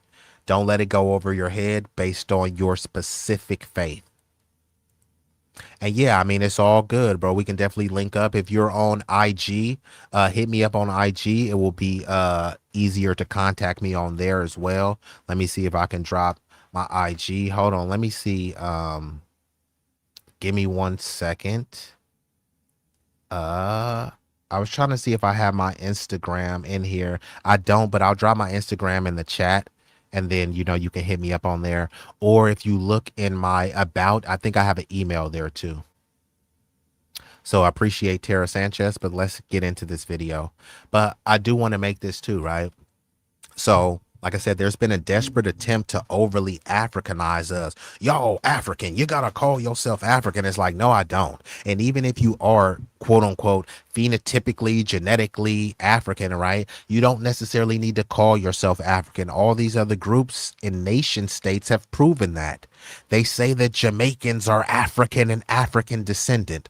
Why aren't they called African Jamaican? Haitians, African descendant. Why aren't they calling themselves African Jamaican? No. Them calling themselves Haitian is good enough. Them calling themselves Jamaican is good enough.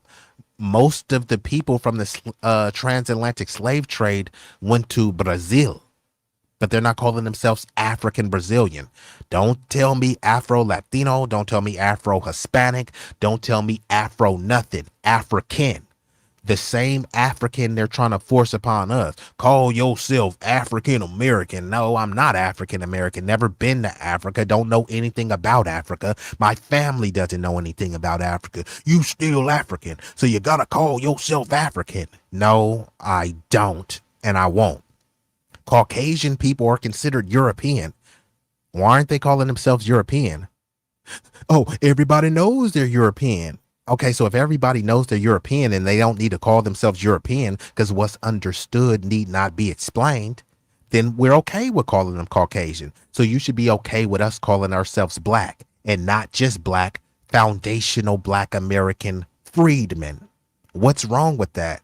If we all African and people already know that we're African, I should be able to say I'm freedman and you'll know that I'm African. I should be able to say that I'm foundationally black and you know that I'm African, right?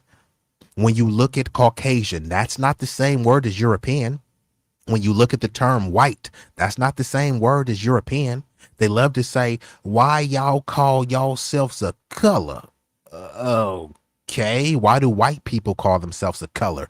You're being dominated by white supremacy. Your country is full of melanated people, but it's being dominated by white people. The color. They say black is just a color in a crayon box. Guess what other colors are in that crayon box? White, yellow, red, blue, pink. Shall I commence? Brown is in that same crayon box. When we say that we're black, nobody is saying nobody, and I do mean nobody is talking about our skin tone. Most of our skin is brown, copper colored. We also have light, bright yellow, red bones, and we also have people that is as light as Steph Curry that claims to have a black identity, black American in specific. So again, African doesn't mean black. Elon Musk is African. Charlize Theron is African. French Montana, Moroccan, African. So when you just say African American, nobody knows who the hell you're talking about. Yeah, maybe there was a point in history that you did know, but right now you don't know. And even when you say Black American, no one knows who you're talking about. Idris Elba is some African British dude. How he really talks? Cheerio. Would you like a spot of tea? That's how he talks. He comes over here. He's African American, just like you. No, Idris Elba isn't like me. I'm not saying I'm better than him, and I'm not saying he's better than me. I'm saying we're not the same. Same means identical, not similar. An alligator is similar to a crocodile. It's not the same. A leopard is similar to a jaguar. It's not the same.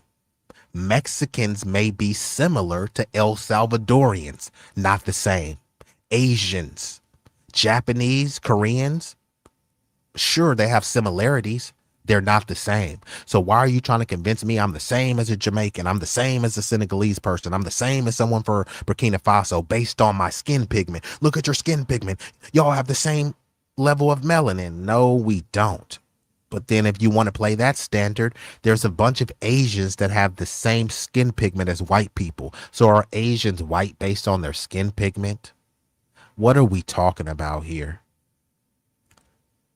And I appreciate you. I told you, Big Rig, this one will be a banger. And salute to you, Gullah Geechee. That is your ethnicity. I respect that. You feel me? I respect the Gullah Geechee. I respect people that are actually claiming their indigenous lineage. You know what I mean? I don't have an issue.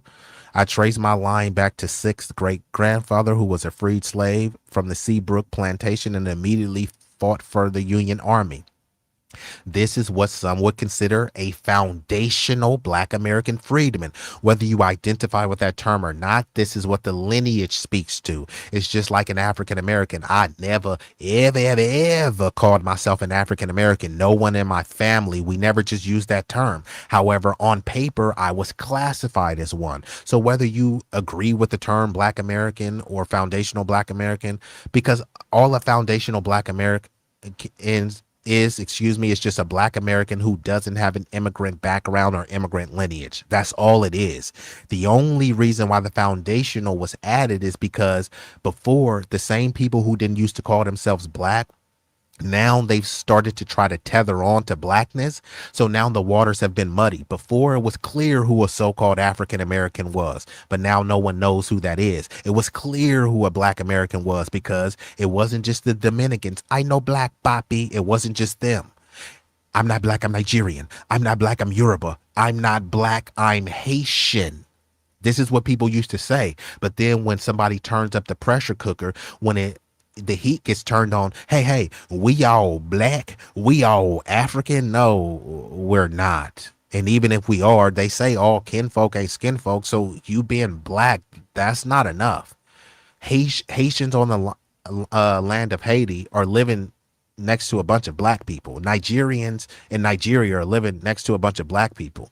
And many times they don't get along with the black people there based on tribalism, based on frivolous reasons. And we're supposed to pretend that these people are immigrating here to unite and form Voltron as one big global Negro. Yeah, in a Pan-African utopian mentality, that would work or could work, but that's just not the way people are operating. They love to talk about 1804 and then they stop short and forget that, yeah, the reason why your freedom wasn't sustained is because of the sellouts in Haiti, right? Haitians fought for their freedom and then other Haitians helped be complicit in selling them out to the France, so much that they had to pay reparations for freeing themselves.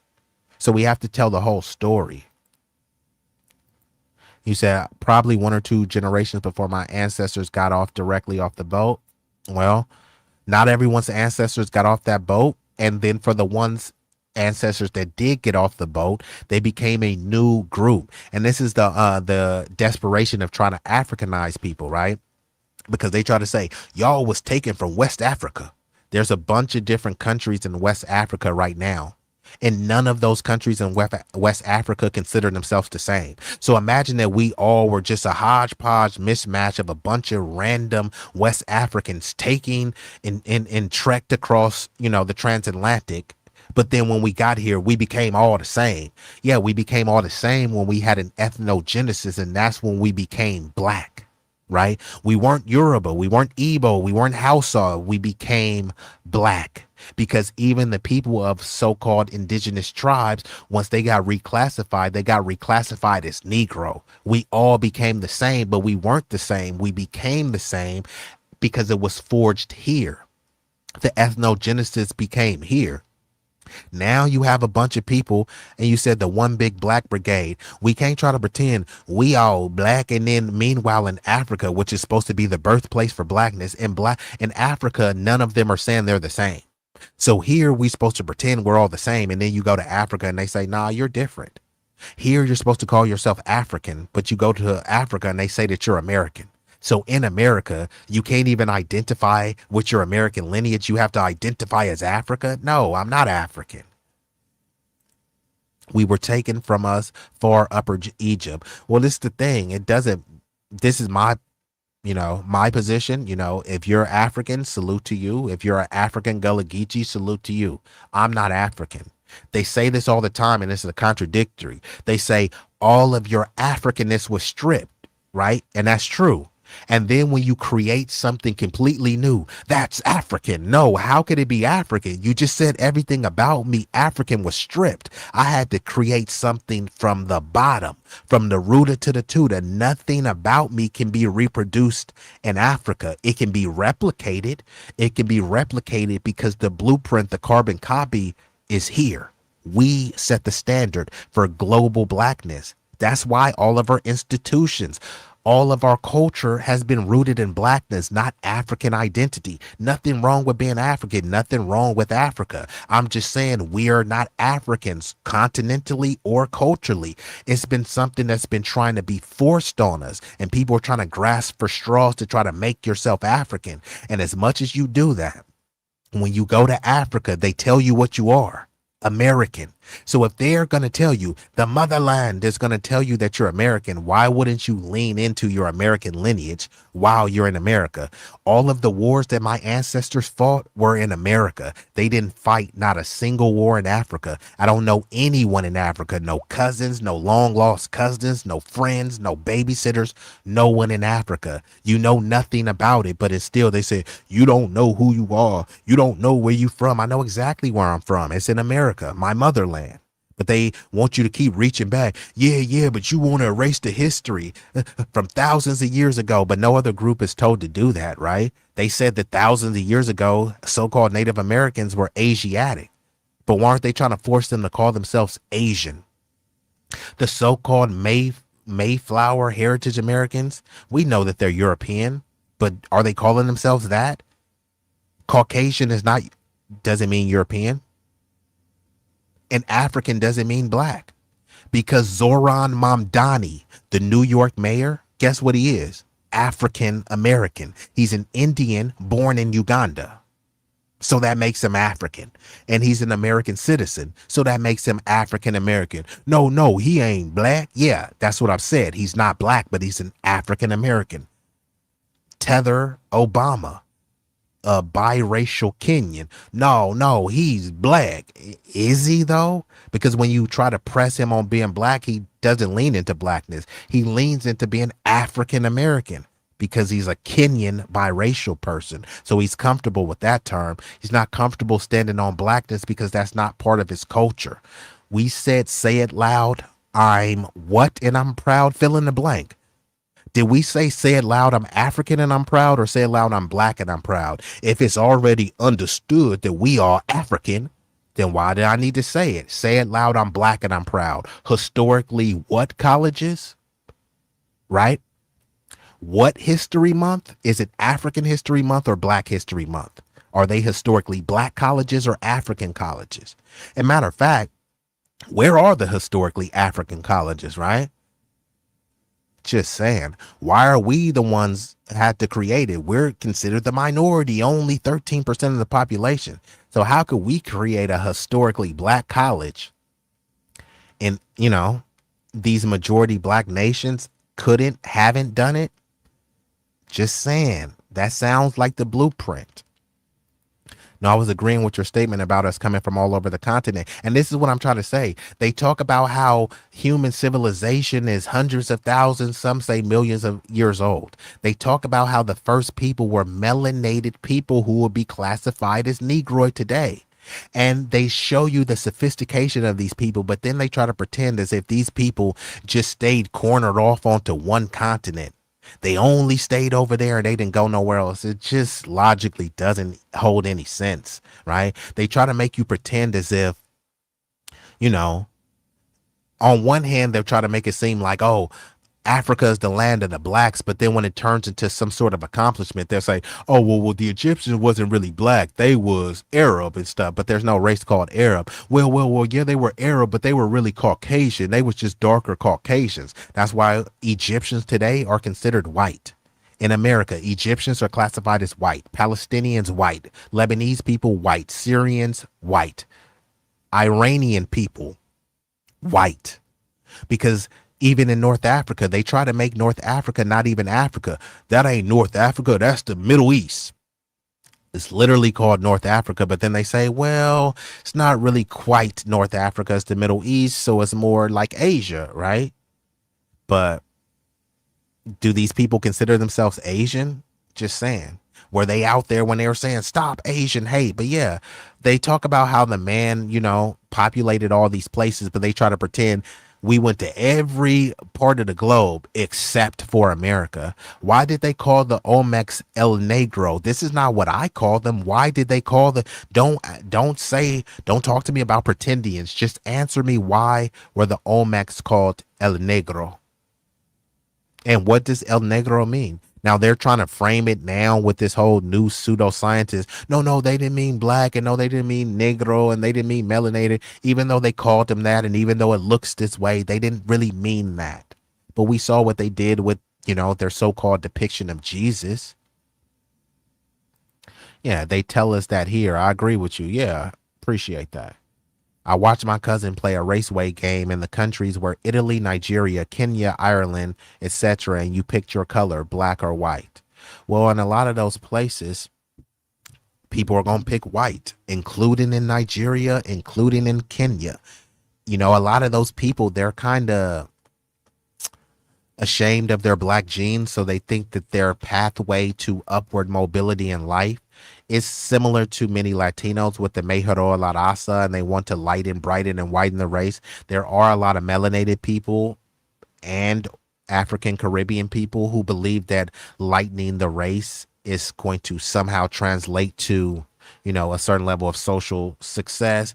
People talking about, oh, I want my kid to have good hair. I mean, that's some kind of sick, twisted social stuff that you're projecting onto your kid. I'm going to get with a white person or a non-black person because I think my kid is going to have better hair, which means they'll be able to go through the upper echelons of society, you know. So all you're doing is fueling the so-called colorism that you complain about.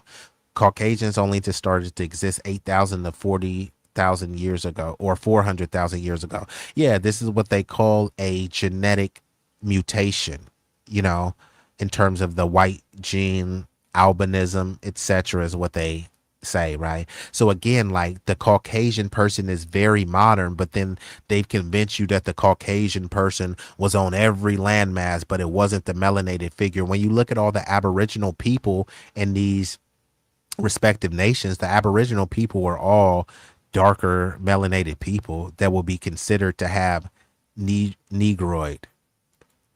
Oh, you said no, not 400,000, 40,000. Oh yeah, you're right. My bad. It looks like I kind of read that wrong. Well, yeah, it makes sense. All right, now let's get into this video and then I'll be shutting her down.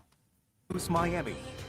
Now at 11, we are less than an hour away from TPS ending for hundreds of thousands of Haitians in the U.S., most of them in South Florida. The Trump administration posting this message tonight saying, quote, "Your free trial of America has ended," adding enforcement will be carried out. Good evening, I'm Lauren Pastrana. The government only giving Haitians two options: leave now or... So I just want to say this, right? Because I'm not trying to be insensitive. But you said what I saw was nationality being supported in that game rather than ethnicity. So they want us to be American to fight wars and patriots, but outside we're just black. Yeah, and this is what Floyd Mayweather was talking about, right? This is why Floyd Mayweather, and he said this years ago, how he rejected the term African American. He said, nah, bro, I'm just black. I'm a black American.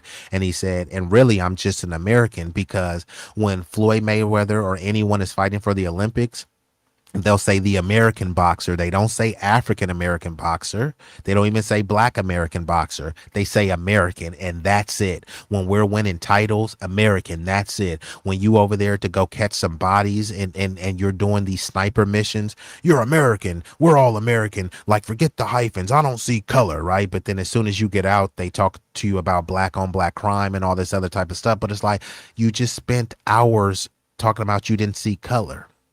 But now suddenly you do see color. So yeah, they want us to have this flat Pan-American ideology when we're serving the interests of the corporate establishment and the oligarchy. When you got to split a wig and bust a head in name of a patriotic sense of duty to the country, then you can just be just American.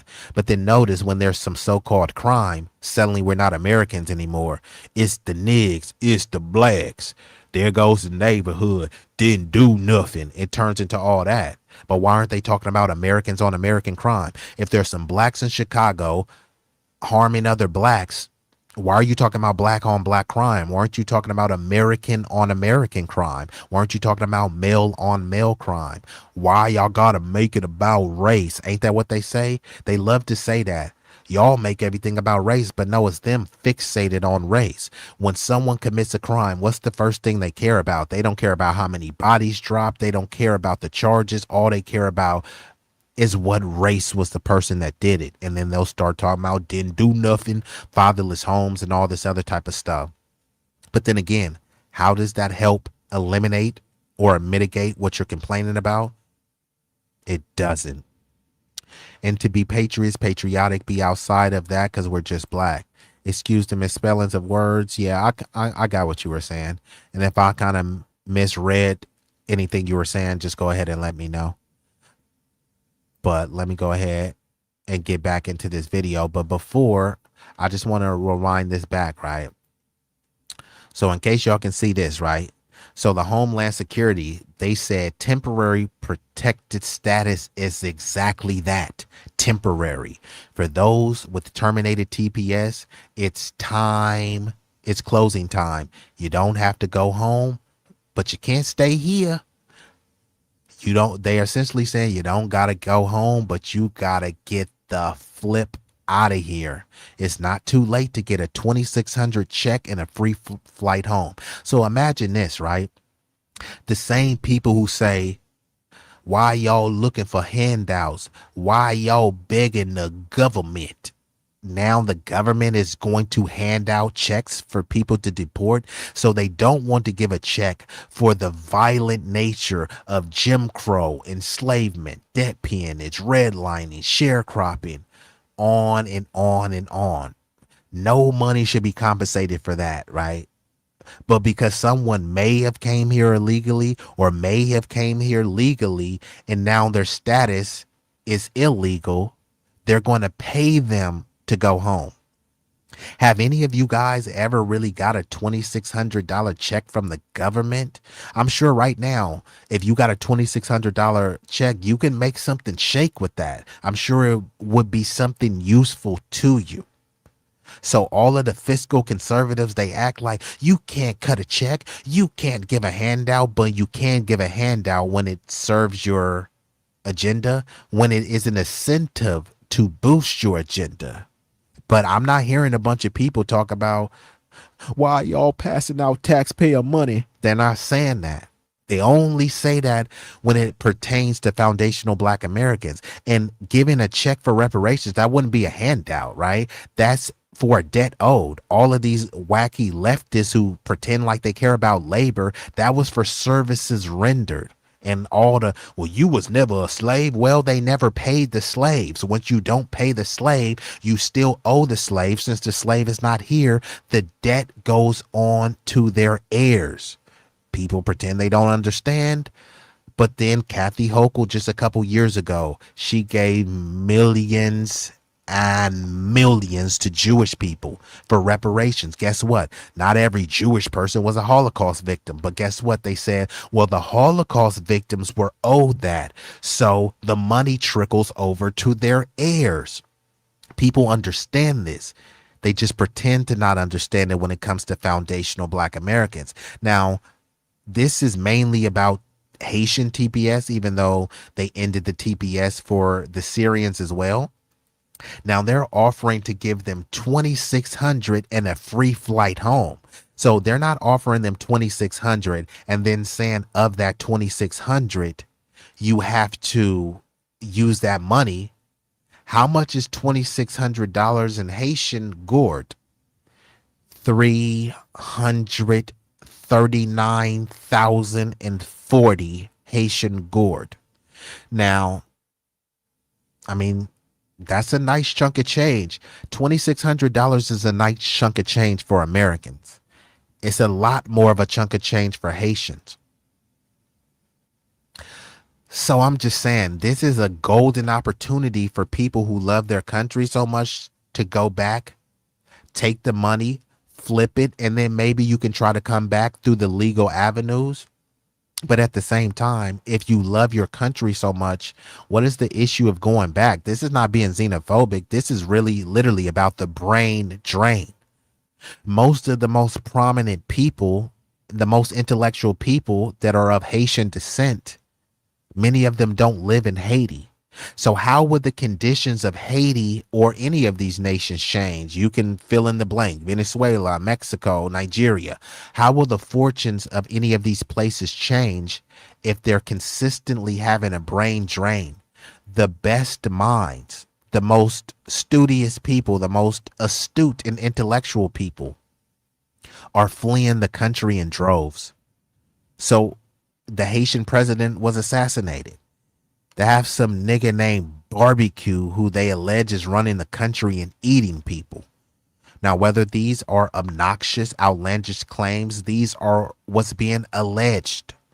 Where are the powerful Haitian content creators to speak up and speak up about this? Where's Wyclef? Where's Kodak Black? Where's any of these other Haitian people to speak up?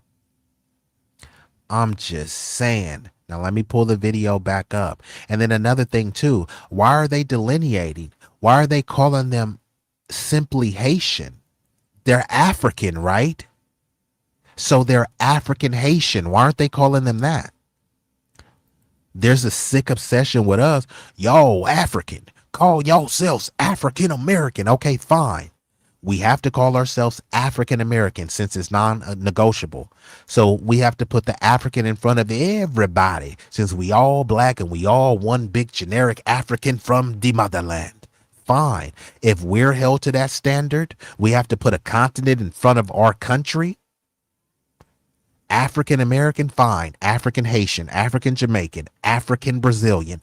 Don't say Afro, not AFRO, African.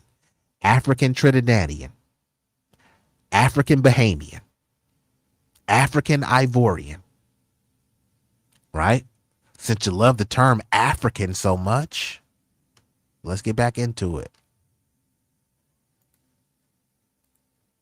TPS ending for hundreds of thousands of Haitians in the U.S., most of them in South Florida. The Trump administration posting this message tonight saying, quote, "Your free trial of America has ended," adding enforcement will be carried out. Good evening. I'm Lauren Pastrana. The government. And shout out to Black American Homeland, Black Paper, Black American Homeland, Supermajority Black Region of States, Great Reverse Migration, first published by Frederick Delk in 2012. New 2023 edition is available. I haven't heard about that. I'm going to have to look that up. Let me try to type it up. Black, what's it called? Give me 1 second. Black Paper, Black American Homeland. Let me see. Black Paper, Black American Homeland. Let me see if I can find this. Y'all give me 1 moment.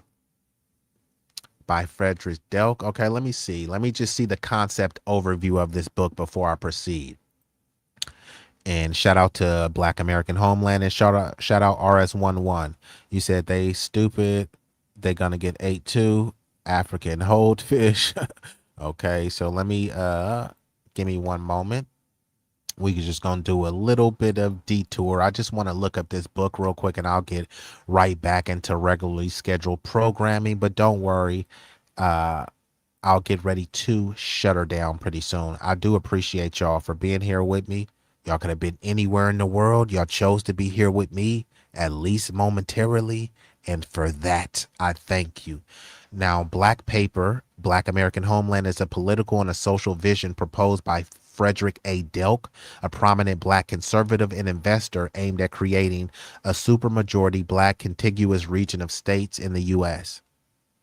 The concept envisions a self-governing region where Black Americans can exercise political and economic empowerment, free from systemic discrimination. The goal is to build a prosperous, culturally rich community with tailored policies, economic opportunities, and infrastructure investment.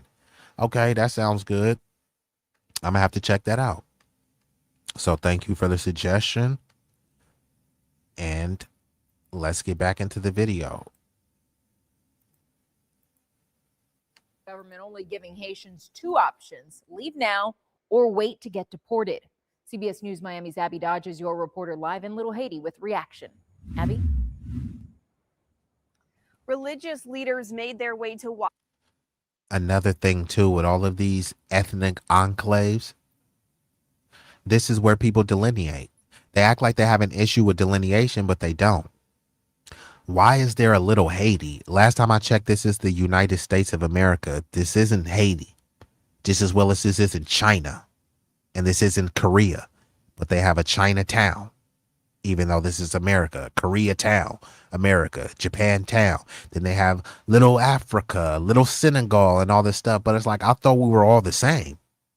I thought we all black. If we all black, then why can't we just have a town where black people live amongst each other? right? And you represent for your Haitian culture, but we don't have to call the neighborhood Haitian. No, that's not good enough. This needs to be Little Haiti. But where does that leave me? I'm not Haitian. Well, deal with it.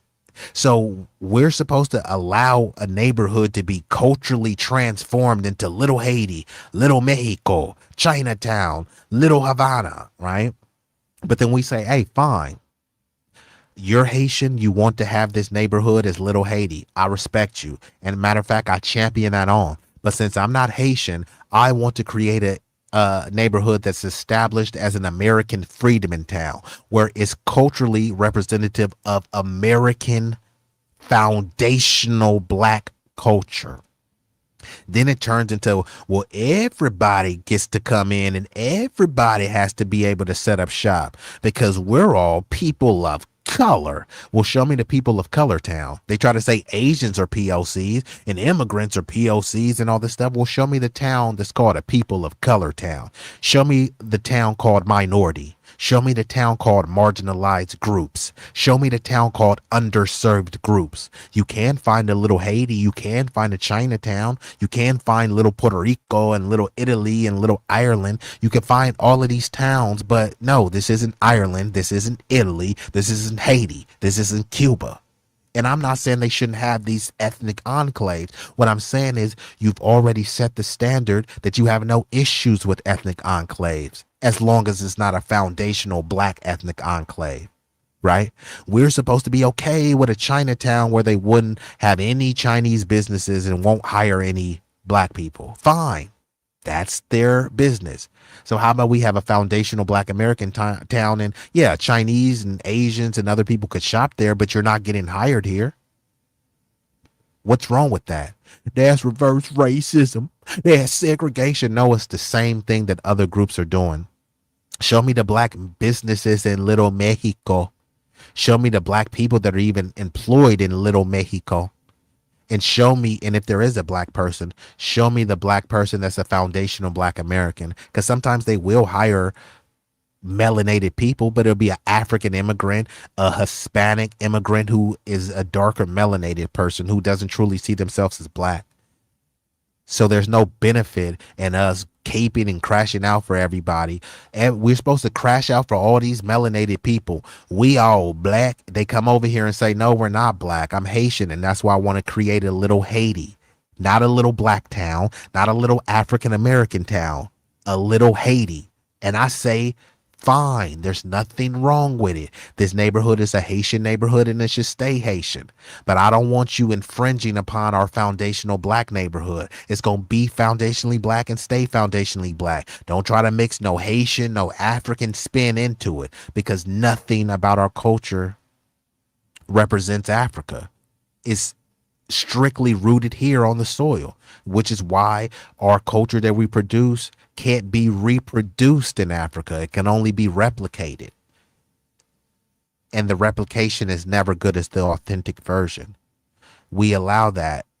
Us blacks invite everyone in. Yeah, and this is why I'm standing on business against that. Before, we thought that having a pan-goofy or pan-African, scam African, clan African mindset, we were doing it out of the love, you know, the goodness in our heart because we are a loving people at our core.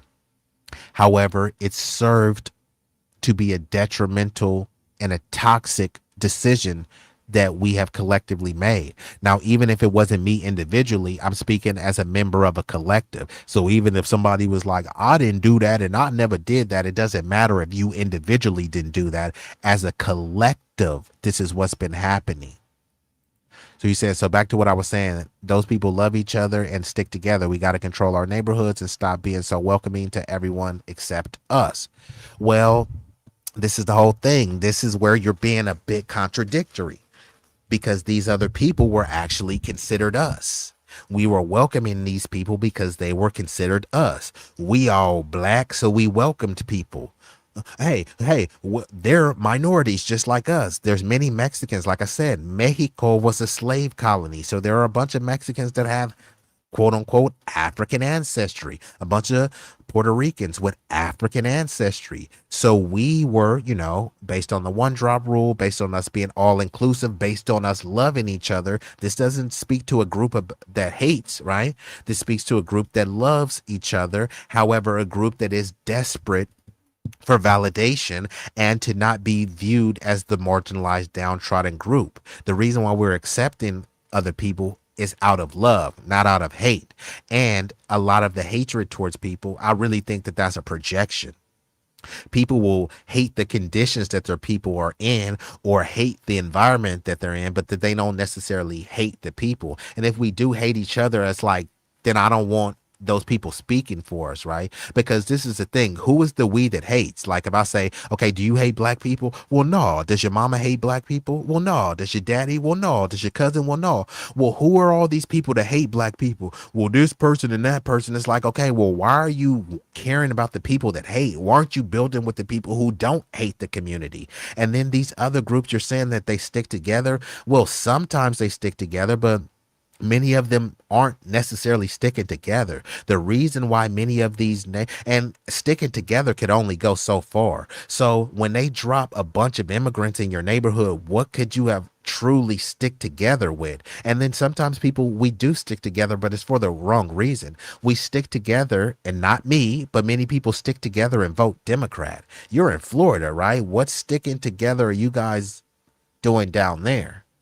So either you aren't sticking together, which is on you, or you are sticking together, which you're not speaking of. And if you're not sticking together in Florida, you need to deal with Florida. Don't say, what we doing is like, you're not from Georgia. Don't talk about we. And we is like, bro, you're in Florida. You don't know what we're doing in California. And y'all may be doing something better in Florida. So don't try to conflate that with what people in California are doing.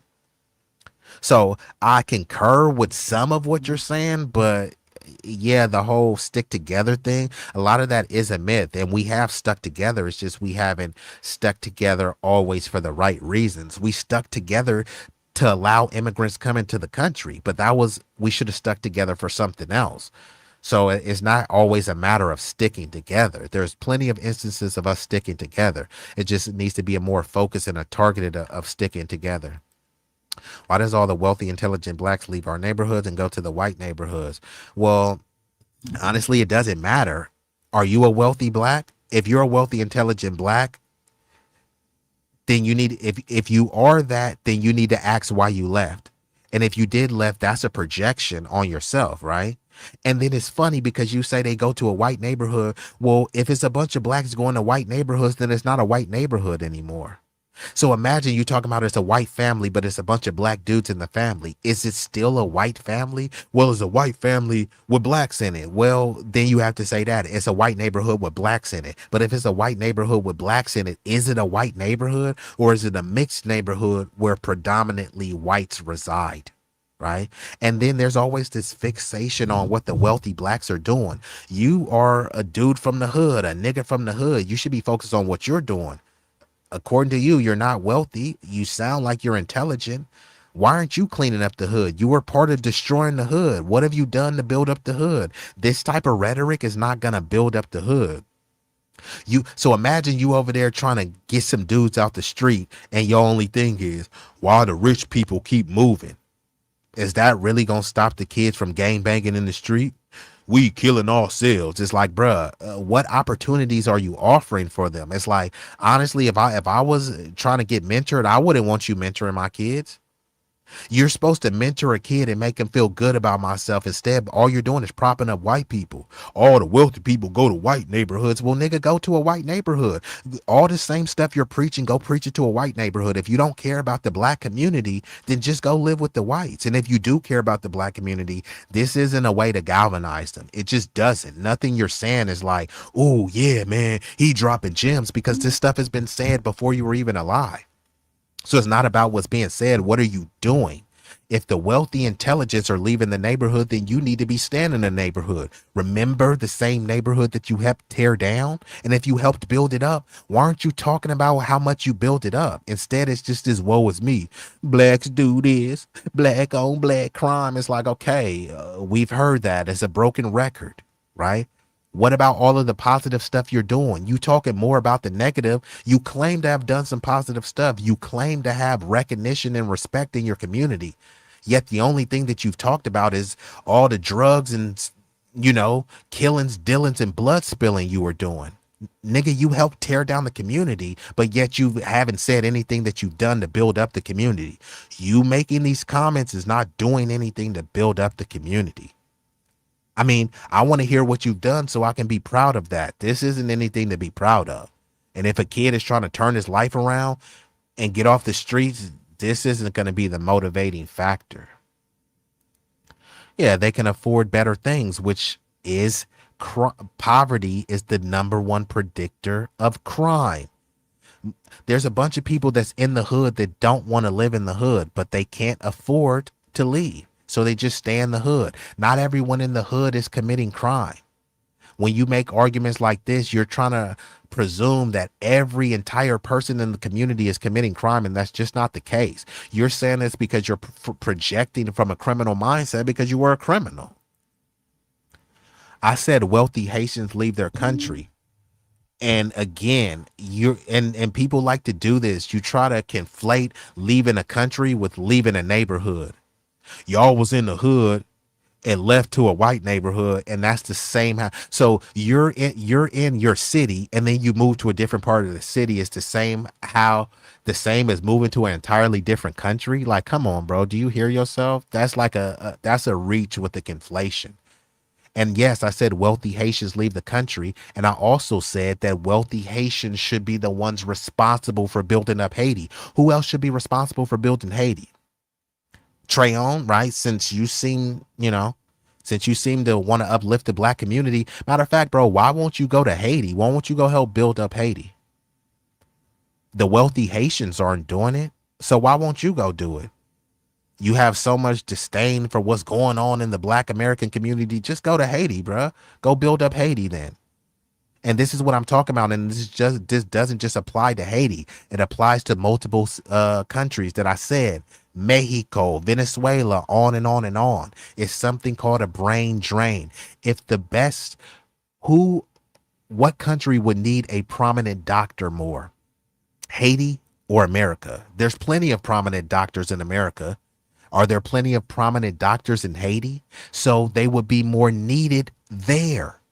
Their services would be more valued and useful there. But if they don't want to even work in their own homeland, I mean, why are we pretending like we all coming together to build and have some enfranchisement? Like, bro, you're not even trying to enfranchise your motherland.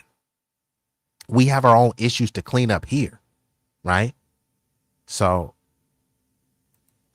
you said they've brainwashed everyone to believe America is so great and abundant with wealth. Correct. But then they've also brainwashed people to believe that the black community is so bad and all this other stuff. It's like, bruh, 8 of the 10 most violent cities in the entire world are in Latin America. And there's no Latino person talking about Latino on Latino crime. We got to stick together and we got to do better. Guess who when there's a Latino human trafficking, a child, guess who the perpetrator is? Most times, another Latino. Those coyotes, Latinos. When the Mexican cartel is killing people, guess who most of their victims are? Latino.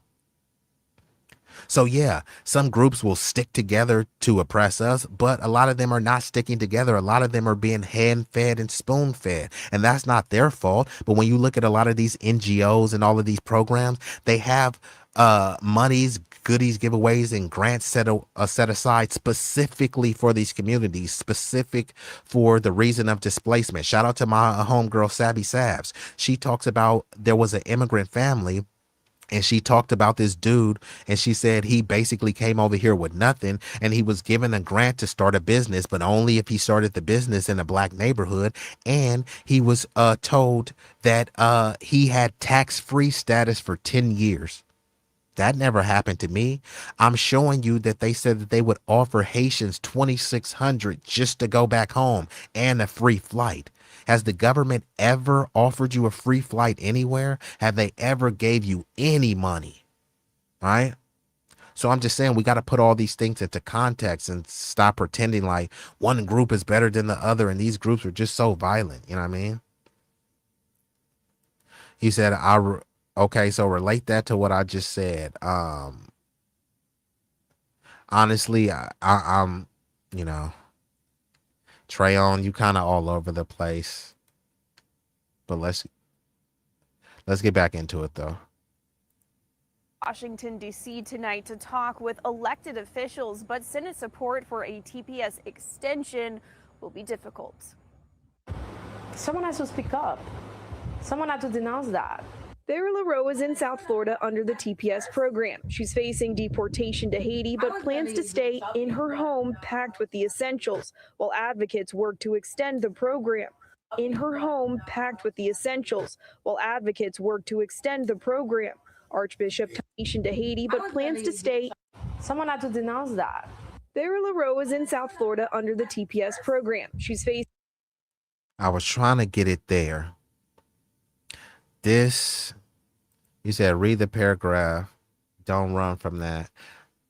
I mean, there's nothing to run from, bro. It's like, it's not like you really cooked or said anything, bro. Trayon, I don't know if you think that like you saying something that's never been said, bro. All the stuff, all the people that you said that you called sellouts, all the sellouts that I named, they've said the same thing as you.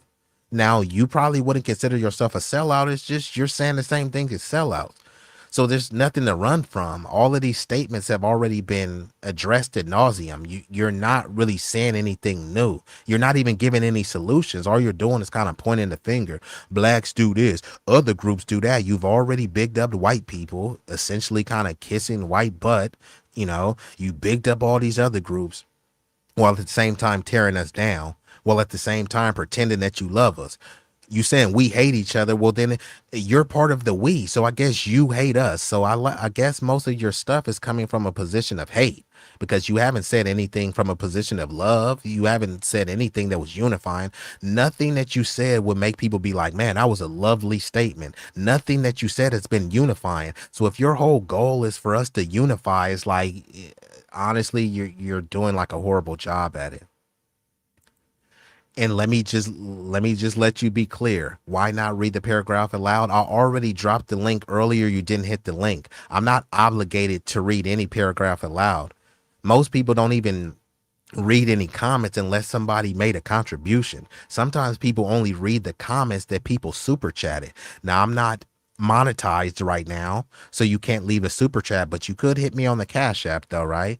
So yeah, bro, no one is obligated to read your comment, bro. And like I said, you're not saying anything that's like profound. What you're saying has already been repeated over and over. You're not giving any solutions. All you're just doing is kind of whining about the community.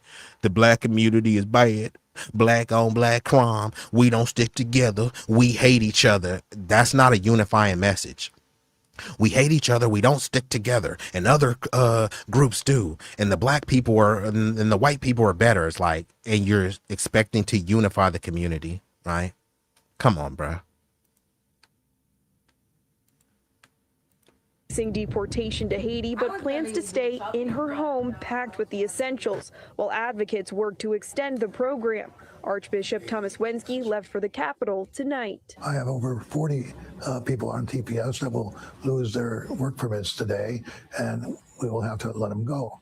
This evening, DHS posted saying your free trial of America has ended. You can wait for DHS to deport you, or you can leave now, with a link to the department's self-deportation website. A nonprofit that tracks removal orders says since March of this year, deportation orders for Haitians in the U.S. have gone up 96%.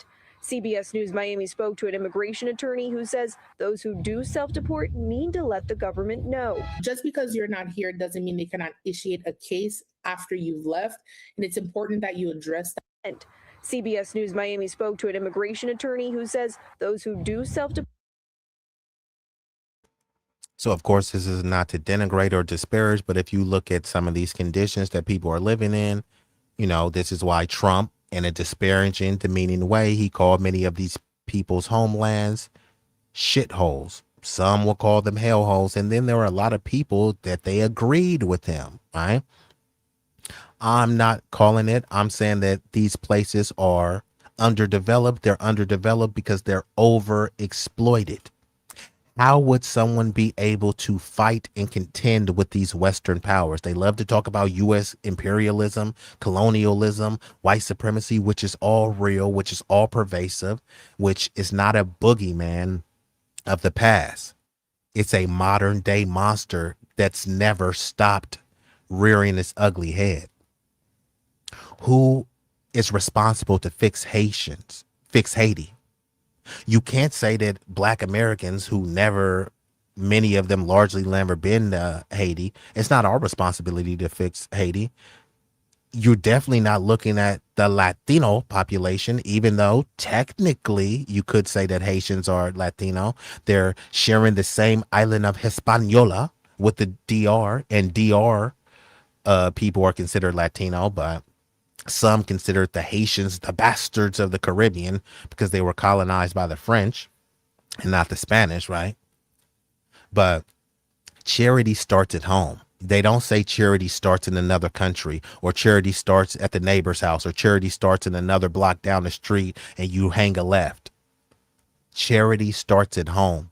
So how will you be able to build up your homeland from someone else's homeland? How will Haitians ever be able to build up Haiti if the most prominent, the most wealthy people are willing to flee Haiti? And in the chat, this person is equating them leaving their entire country because, okay, fine, they want to leave this part of Haiti. Why aren't they staying in Haiti and building a more thriving neighborhood? And people love to do this. Well, Black people, it was the same. Y'all left the hood. You left the hood to go to another part of the city. So you're in the same city, just a different part, and you're in your same country. So you didn't leave your homeland. You didn't leave your motherland. You just relocated, right? Is people saying that every part of Haiti looks like this? There's no place for you to relocate? Because there's non-Black people that live in Haiti and they're not living like this. So again, when are the wealthy Haitians of any racial and ethnic background going to go and help clean up Haiti? And if they don't want to go, when are they going to stand up to the so-called Western powers and U.S. imperialism? This fight for TPS has given them more coverage than they've gotten for their president being assassinated. How many people know that the president was assassinated? How many people know about this nigga named Barbecue that's allegedly terrorizing the country with these gangs and stuff like that, right? Who is responsible to clean this up?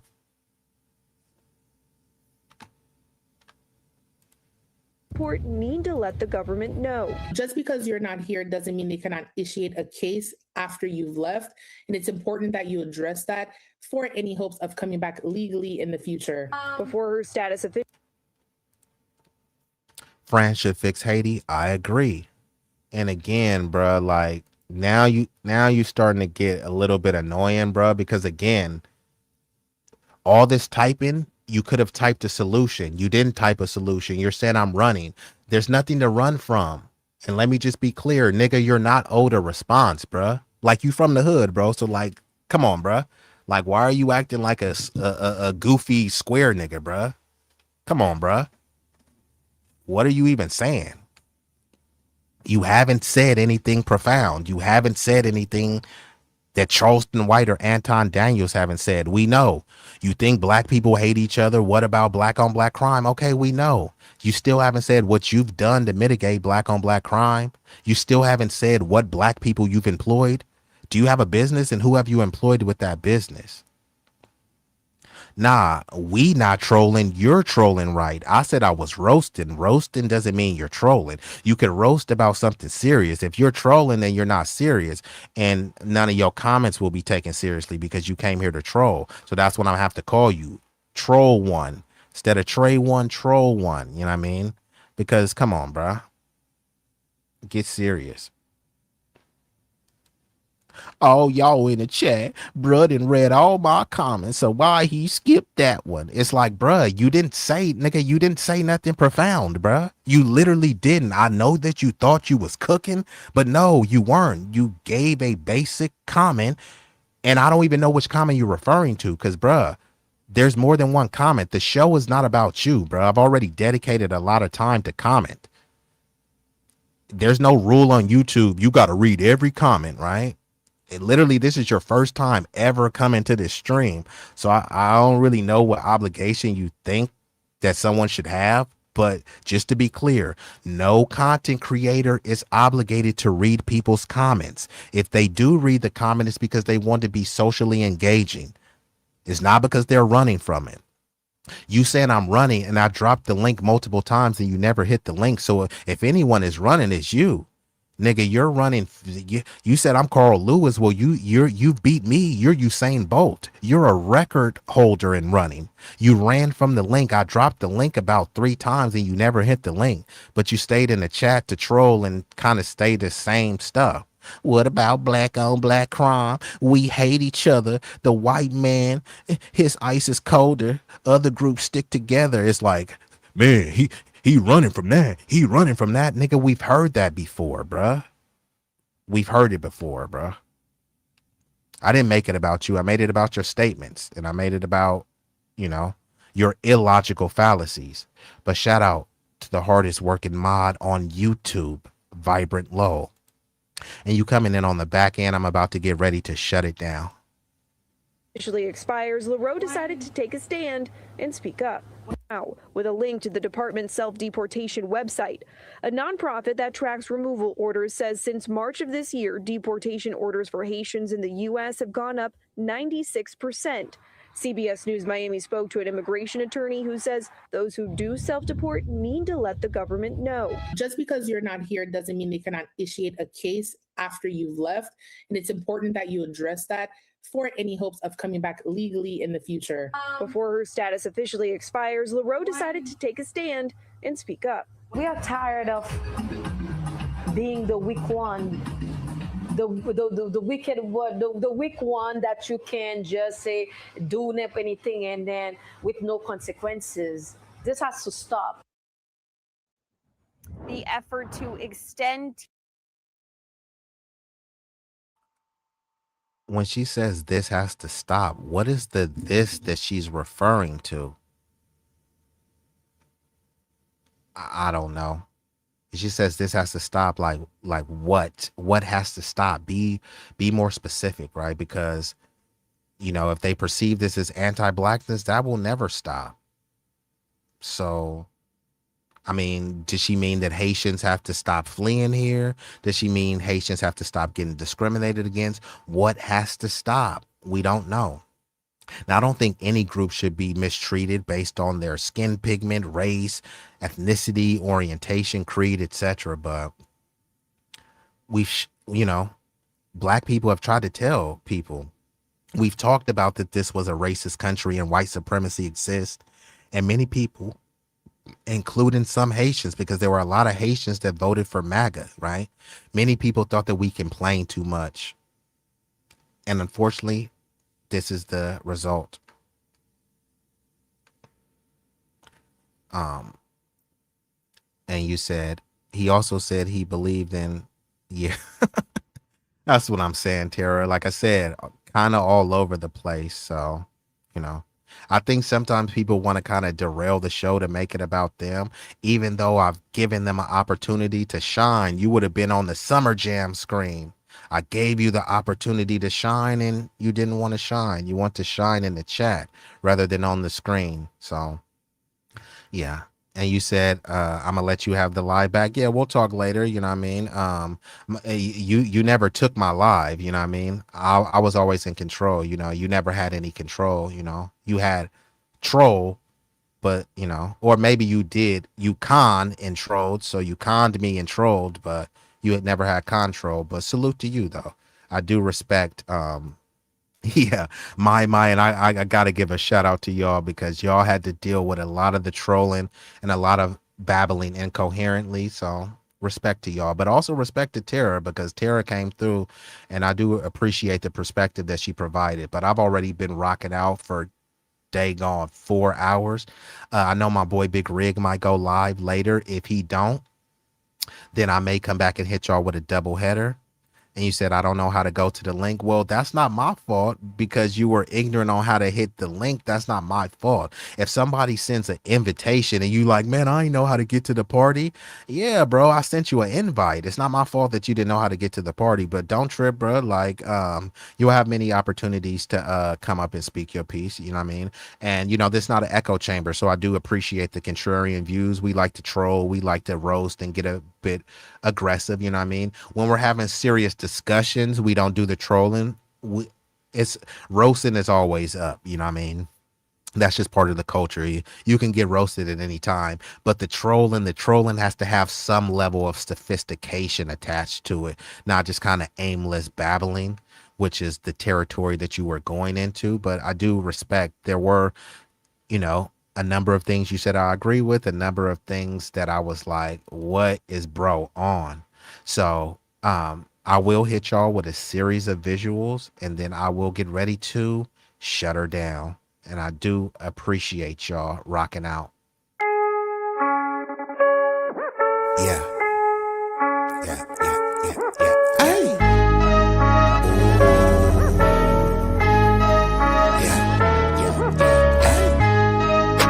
B-Eazy Dat Dude,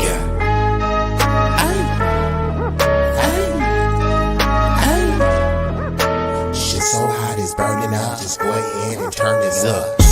I bring the pain like an aftermath of a car wreck. It's a lot of niggas that say they real, but to me that shit is far-fetched. Them cats is pussy. They really is on some feminine stuff. I rock up on them with the 40 ounce. It's the definition of adrenaline rush. What it do is sweet like cinnamon puffer. My niggas just rough like Willow Pass. Grew about on Mary Mac, but I used to hang on Willow Pass. These firms that I roll with, outcasts and misfits. Better zip lips so you get hit when the fifth spit. Flatline on your Fitbit. Trap habits is black magic, no voodoo. Get the bands like boo-boo. For the cocaine they go cuckoo.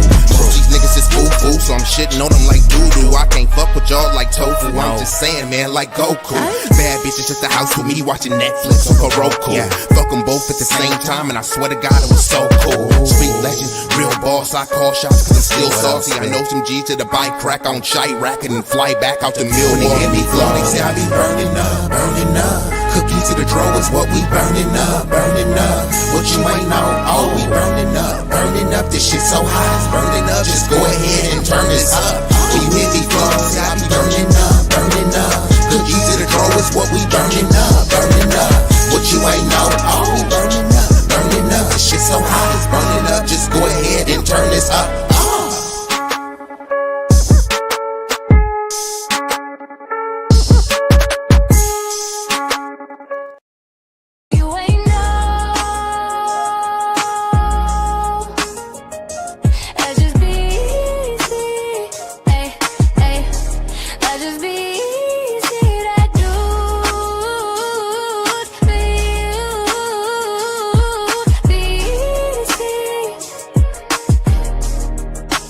That dude, you hear me, you feel me, ooh, ooh, B-Eazy Dat Dude, yeah, B-Eazy.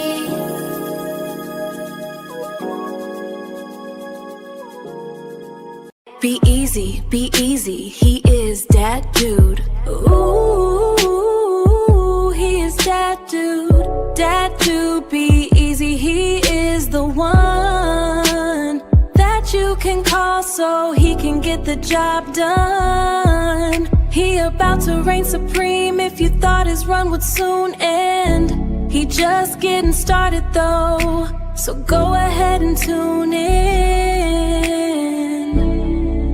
B-Eazy, B-Eazy, he is that dude. Ooh, ooh, ooh, ooh, he is that dude. Are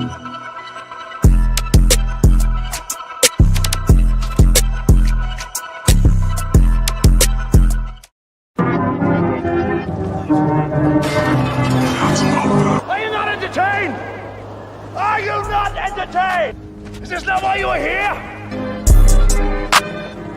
Follow. Be easy. You know you want to. We're waiting.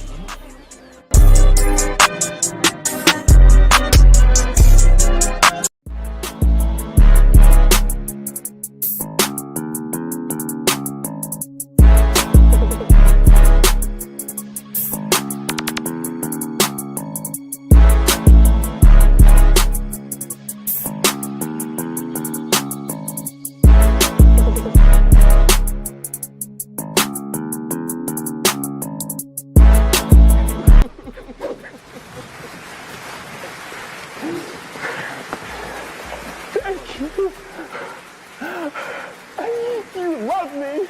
You really love me.